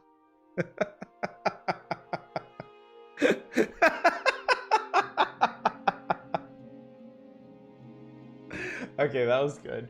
I gotta say, chat, the stories in this game, like the writing in these books is really, really solid. Like, a lot of these are, like, the books seem to be a pretty even split between like world building, giving additional backstory on the game and like fleshing out the setting, and just really entertaining little stories like this. It's good stuff. I really appreciate it. Hang on. We have hang on. Oh, I can't get out of there. Okay, well, that's fine. I'll mark that off later. Anyway, chat, it's getting late, but we have a mission. We are honor bound to do a little bit of exploring before we call it an evening. Maybe if we're lucky, we'll find some golden saints, and I can get some more. Filled grand soul gems, and we can make some more permanent enchantments. I would find that very exciting, personally.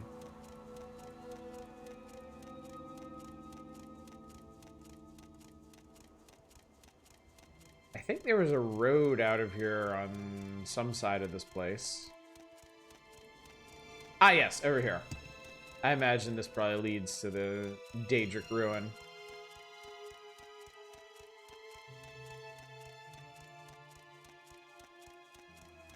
Hither and thither across the landscape.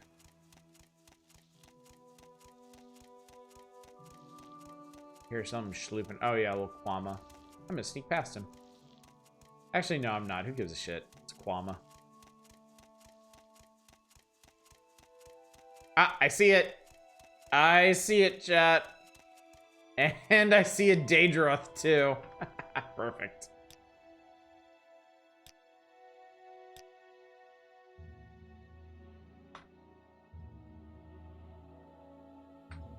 Daedra time once again.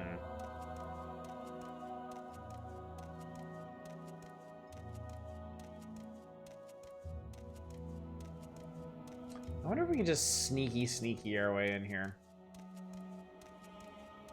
We are, in fact, quite sneaky.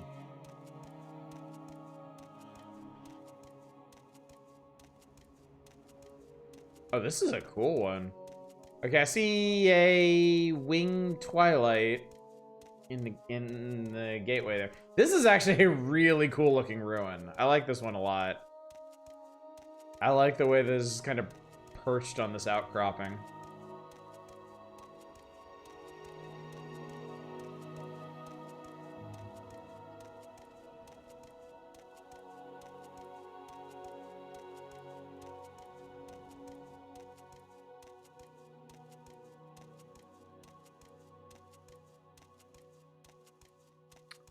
Alright, now, the first most obvious question is, how the hell do you get in here? We need a door, and there's no door over here. So maybe we'll let this Twilight Lady slink past us and sneak up there.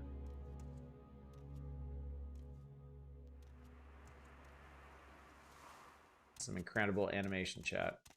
Truly incredible. Excuse me.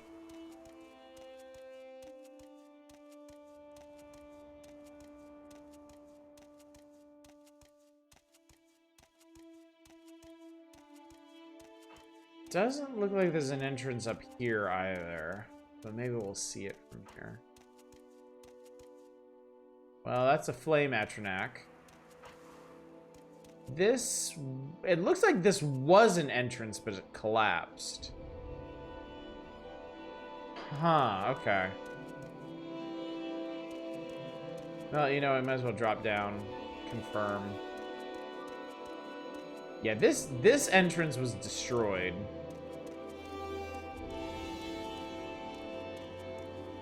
You know, the entrance might be underwater.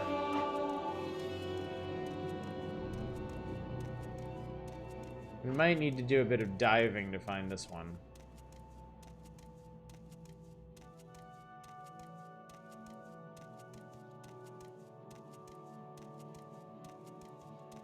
Daedric ruins are so neat. I really, really love the style of architecture.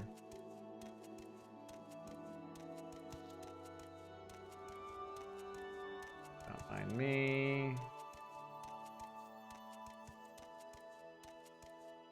Yeah, I think that's the answer. I think we're gonna have to do a little bit of diving to find it.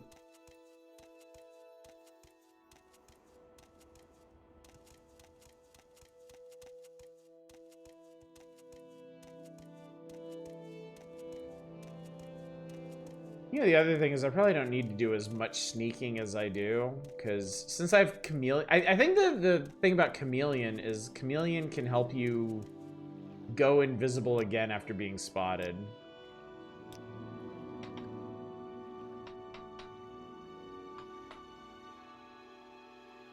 Look at the local map, see doors you can't otherwise see other... Yeah, I've been watching the local map here, and I haven't seen any doors show up.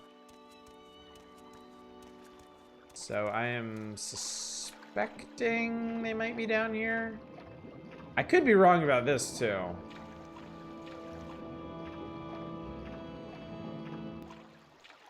In fact, it looks like I am. Yeah, because there's no entrance down there either.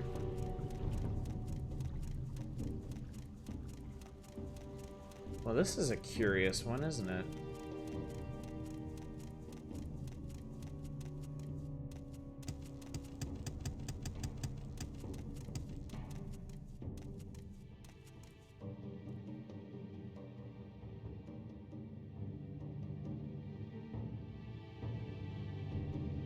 The only place it could realistically be now is around the north side of here.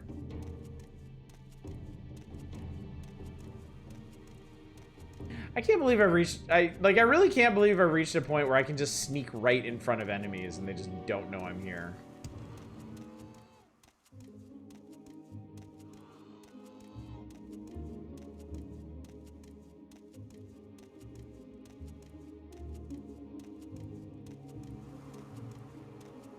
Okay, it's not here either. I mean, you can't just... You can't just have... Daedric ruins with no entrance. Like, there's gotta be a way into them somewhere.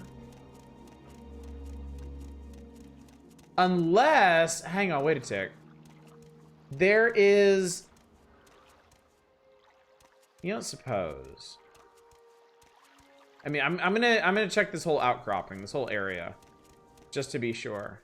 But what if the entrance to this place is from a neighboring area? What if it's actually from that tomb over there? So that's what we're gonna do. That's what we're gonna do, since it is getting late. And I need to... I might as well make a leap of logic at this point.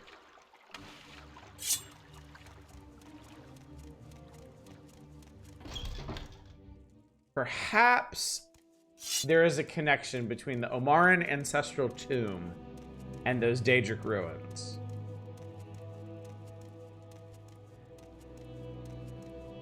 Because they are right next to each other. Oh, that's a good sign. Okay. Telvanni Mole Crab Helm. Interesting. Exclusive fire resistance. Yay, Moon Logic. Though Moon Logic is more for point and clicks. Any game can be afflicted with Moon Logic. There is no true moratorium on Moon Logic. Great. I love it when there's nothing. Okay, dude, there's fucking Daedra Lords in here. Like, if this isn't connected to the ruins, I don't know what the fuck's going on.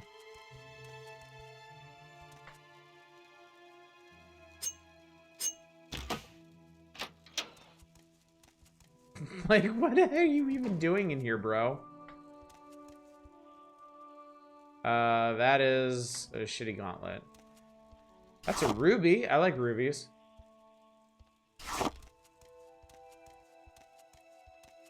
I am very sneaky, chat. Sneaky, sneaky, bone mold, orcish.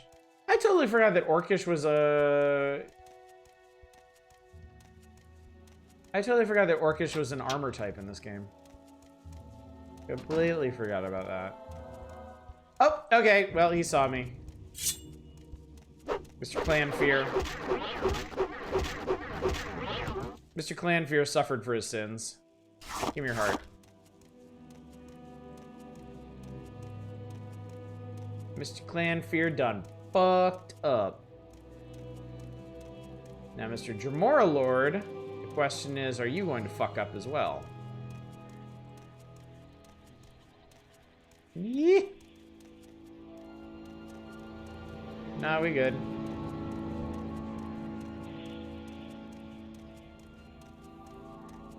I'll make sure they don't catch up to me. Yup. Oh my god. The logic was sound, chat. There's a Drew staff and Dwarven axe, but who really gives a shit? Because we found our way into some Daedric ruins.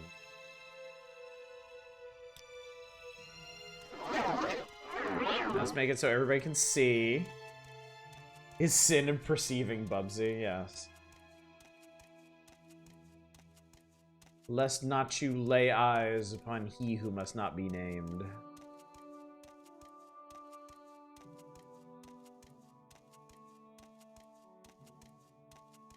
It's a pretty cool ass cave, too.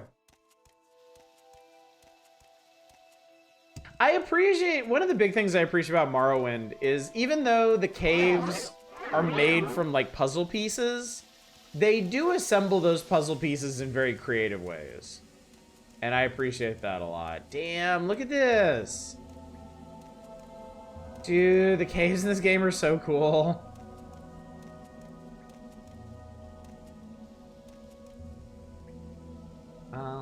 Man, there's a lot going on here. I'm actually gonna follow this path. Or am I? There's a chest down there, and I am curious about it. But more importantly than that, I want to get into this shrine.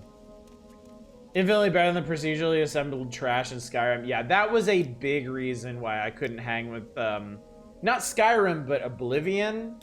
Like, there was just no fun in exploring the caves and dungeons and stuff in that one.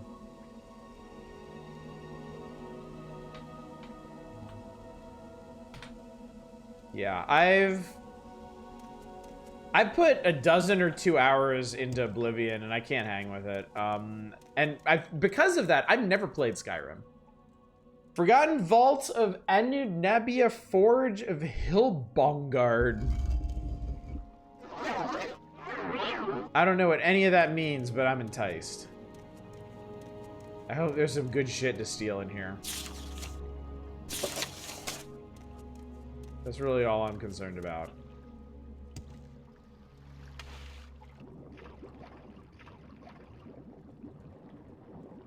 Some cool-ass unique equipment would go a long way. Alright. I think that Frost Astronac's gonna see me. Fortunately. No, he's not! Jesus Christ. Also, this is so cool. Like, you never see this shit anywhere else. It's locked and trapped. And this guy would really like to see me, but he can't, so... Eat shit, my dude. Wow, these guys go down fast. Alright. Let's get in here. No, not the Frost Astronaut, the fucking door. Alright. Door unlocked. Door untrapped, door unlocked. So that was it for the Vaults of Andjidubnia? I mean, maybe... Oh, no. Wait, this door... No, I don't want to check this guy anymore. I want to open this damn door. Okay, there we go. Autoscaling content bothered me the most. I beat Oblivion. I've never been able to finish Skyrim. It's even worse. Enderal is pretty good. Still weak compared to Morrowind. It is a tough act to follow. Why'd you launch watermelons at it? That is the visual effect from the paralyzed effect on my blade.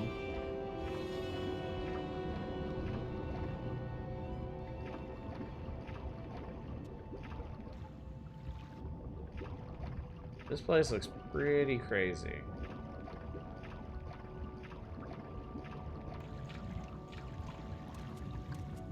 That's lava. That, my friend, is lava. Okay, so when they said forge, they weren't kidding. What do we got here? Grandmaster's Armorer's Hammer. Well, I mean, we gotta take that. Okay, but more importantly, what did you forge here? Oh, I see it. I see it. I see it. It's at the top of the screen. Cod pieces. There is a chest suspended in midair. Let me deal with this flame Atronak. Because I don't want him just like fucking arbitrarily shooting fireballs at me while I'm trying to loot. Also, he's guarding a chest, so all's fair. Stab! Alright, he's down. Get him. Fire salts. I don't want to see the flame Atronak. Dispose of corpse. I need to remember that's a button. Nordic. Nordic stuff, silver stuff. Very nice. An ebony spear. Dwarven jinx sword. I mean, that's nice and all. I'll take the spear. Maybe someday I want to work on the spear shit. What's this? That's torch. That is bargain rising force. I don't even need that. Master's armor.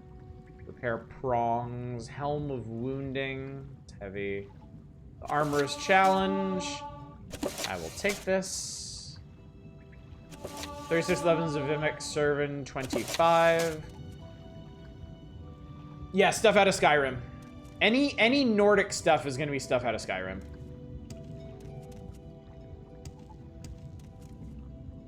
I think Vvardenfell borders Skyrim, if I remember correctly. I think that's why the island from Blood Moon is there. I'm not 100% sure, but there reset. Lock level 80 and trapped. Speaking my language. Western border, yeah. Solstheim. That's why Solstheim is there.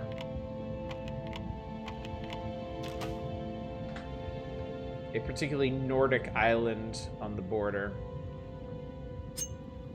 But in the north of the continent, Skyrim is north central, Vvardenfell is northeast.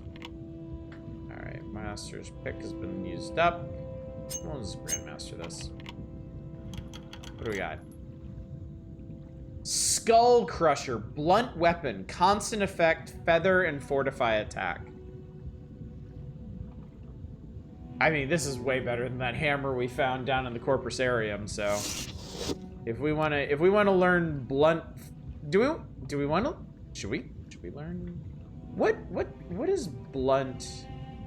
Blunt is a strength skill. What does Feather do?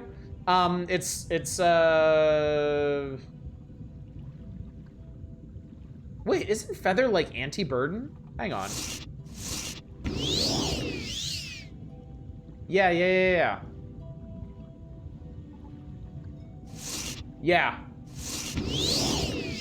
Yeah, it lightens our load by like that many points. So it takes 15 pounds off of our encumbrance. And I can smack people in the head with an enchanted hammer. Yeah, this might actually be worth training up. This is some good shit right here. Think we should go blunt. I mean, we basically we're so close to mastering short blade. It's gonna happen anyway when I have to switch off this to get serious about stuff. We've already mastered hand to hand. Long blade would be cool, but utterly unnecessary because we already have short blade. We've had Daggerfall, Morrowind, and Skyrim. The next one's gonna be the Elder Scrolls Unemployment Office. I guess the other question is, can I actually get back out of here the way I came? And also, ancillary to that. Oh, is that the way I came in? Yes, that is the way I came in. Okay, cool. So we made a circuit around here. Never forget my first playthrough of Morrowind, sneaking into someone's hut and stealing a massive hammer, only realized it cursed me with encumbrance. I couldn't move anywhere. I had to still stand still and fight and die. That's hilarious. That is hilarious. Alright, yeah, we had a peek-see down there. Alright, well this is nice because now I can actually go back in here to the Marin Ancestral Tomb. And we can go down to the level below and see what was in that chest.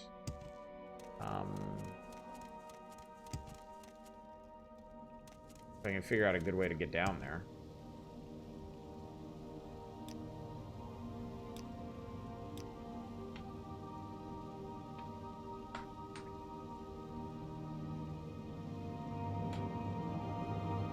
What an ignoble death it would be after getting all this incredible enchanted stuff. Just fall down and fucking die. Hello, sir. Check out this cool hammer I found.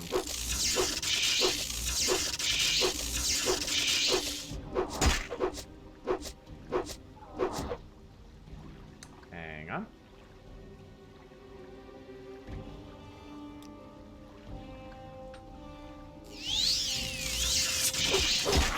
Oh. Alright. Let's get rid of this guy before we die. Yeah, the, no, not the console. Where's that button? I'll figure it out. But yeah, the Skull Crusher, this is gonna take some work to actually get decent at this thing. This chest is trapped.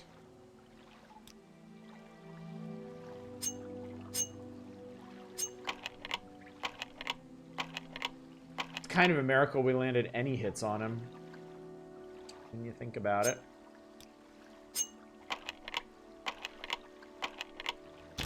There we go. Battle Axe of Wounds. Drain health. I mean, I'll take that. Why not? Dire Viper Bolt Ring. Arcade the Enemy. Invocation of Ashura. And an Ancient Daedric Key, which we probably already picked the lock of. Yeah, probably shouldn't start practicing a new weapon type on a fucking Atronak. That was probably not the brightest. But whatever. That's just how we do things around here. Inadvisably. I think these are supposed to be sort of steps up. To get back up to where we were. Maybe, I hope. Jesus, I don't know.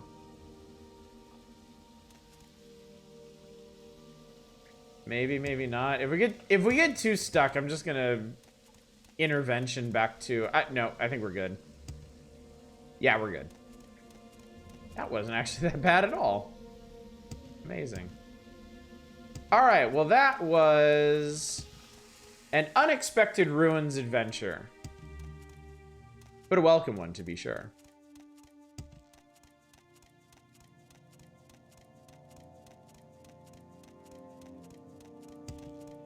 Now...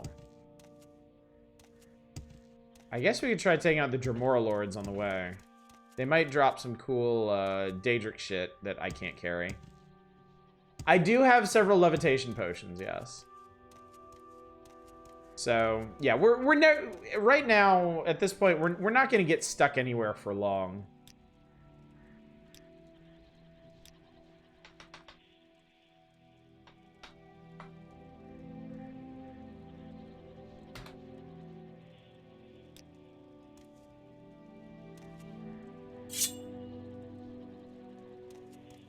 I would like to only fight one of these guys, ideally, but they might not like that idea. Okay, maybe they do.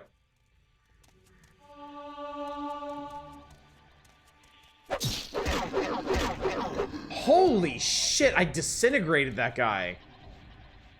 And he's got a Daedric War Axe that I can't really carry. It's 72 pounds. That sneak attack did so much damage.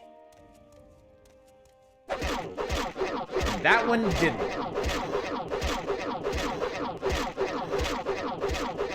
And it didn't matter. And this guy's a Daedric Battle Axe, which is 90 pounds. I mean, look, I don't deal in axes. I'm not an axe battler. We don't need to worry about that.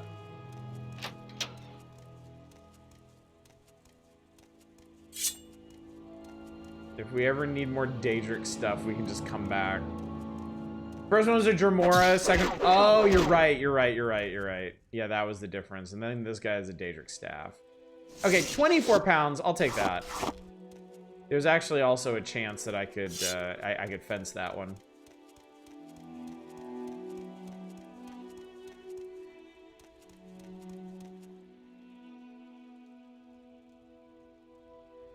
Cool. Okay.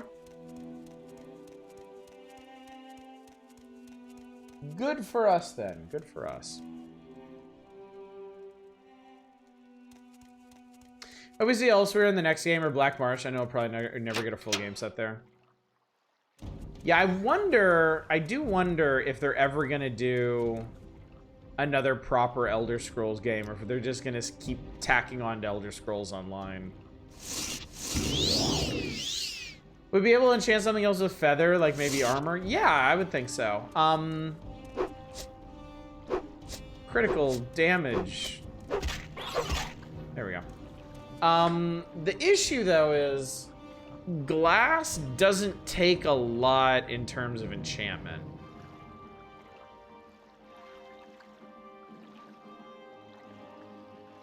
And we've got enchanted rings. We've made an enchanted belt. We can make an enchanted... Maybe the thing to do would be an enchanted robe. I think they can take a significant enchantment. And maybe we could just load that up with leather. God Christ. We could load that up with feather. He doesn't know what to do. He's so confused because he can't see us. And now several years ago, they were working on Elder Scrolls 6. It's in the works, just very secret. Bye. Good luck out there, buddy boy. Elder Scrolls 6 was announced 5 years ago. Yeah, I think you can probably understand my skepticism then. I will believe there's an Elder Scrolls 6 coming when I see it. Like, when I see an actual game. Not before.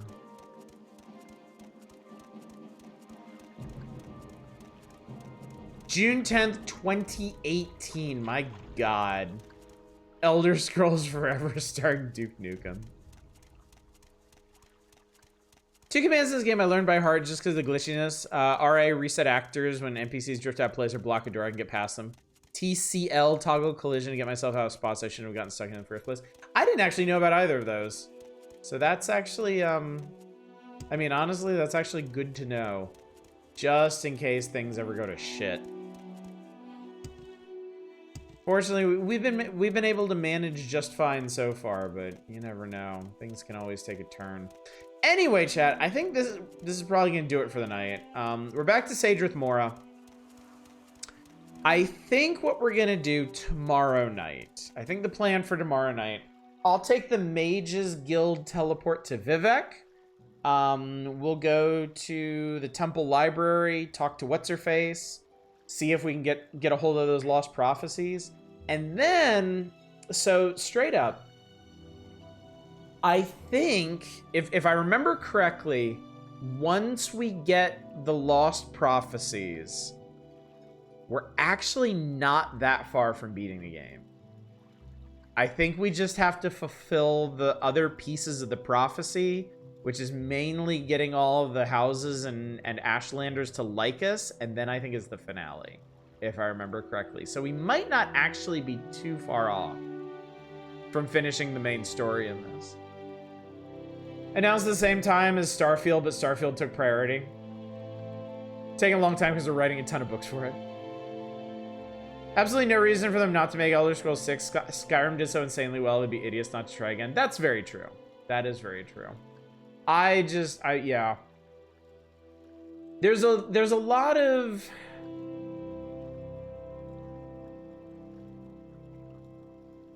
I think there's just a lot to consider with it, especially since Starfield is out, and like, it seems like Starfield was a commercial success, but like the sentiment around it is pretty mixed. And I don't know if that's going to affect how they want to handle Elder Scrolls 6. I'm sure they're also considering that they don't want to step on the toes of Elder Scrolls Online, because that game seems to be doing well. So it's like, it's a very different landscape for them to be making Elder Scrolls 6 in than it was for like Skyrim or any of the games that came before it. So I guess we'll just have to see what happens. Remember people hearing people describe Starfield as a stopgap to hold people over until Elder Scrolls 6? Only thing they worked on when they announced Elder Scrolls 6 was the engine, which Starfield was the first to use. They're still working on tech and in pre-production at best. Yeah, so it might be a long time at least. But we'll see. We will see. For now, chat, we still have Morrowind, and we still have plenty of Morrowind to go. So yeah. So yeah, that's the plan. Tomorrow night we'll be back to Morrowind, chasing more of the main plot, or at least as much as y'all will allow me to. Additional Morrowind on Wednesday. Thursday we'll be back to the Power Hours, back to the magazine. It's issue 50, and I know we left off on an article that was kind of a retrospective of the 50 issues getting up to that point. So not sure what games are going to be available for you to request there, but we got some more good stuff coming up in the magazine at least. Friday is community night. Y'all have requested a beat 'em up night with Double Dragon Neon. So we're going to be beating some faces there. I'm sure that'll be exciting. And then more Power Hours on Saturday. And just a reminder, I'll probably remind y'all every night of this until it happens. Not this week, but next week, Friday and Saturday, there will be no streams because I will be on vacation. I will be snowboarding in Colorado, if you can believe it. I can hardly believe it myself.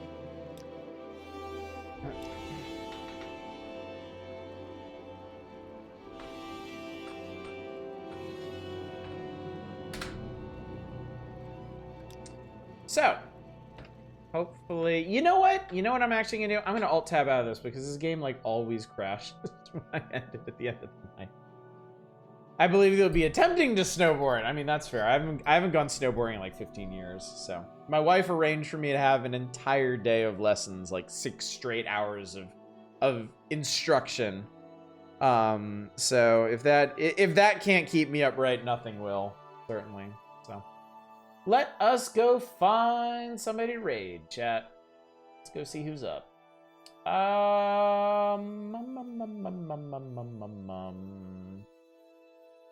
Ooh, I do believe I will send you over to Arch. Arch is playing Ship Graveyard Simulator, which I'm rather curious about. I think it's on sale right now, if I remember correctly.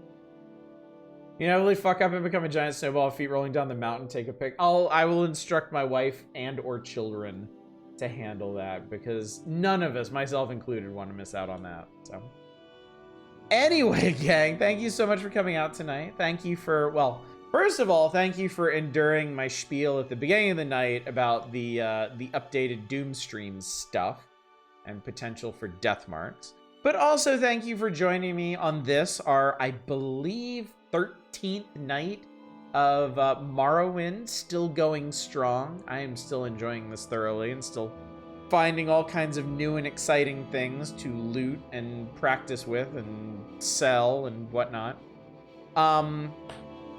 Hopefully, I will see you out tomorrow night for more of this. But until then, as always, y'all take care.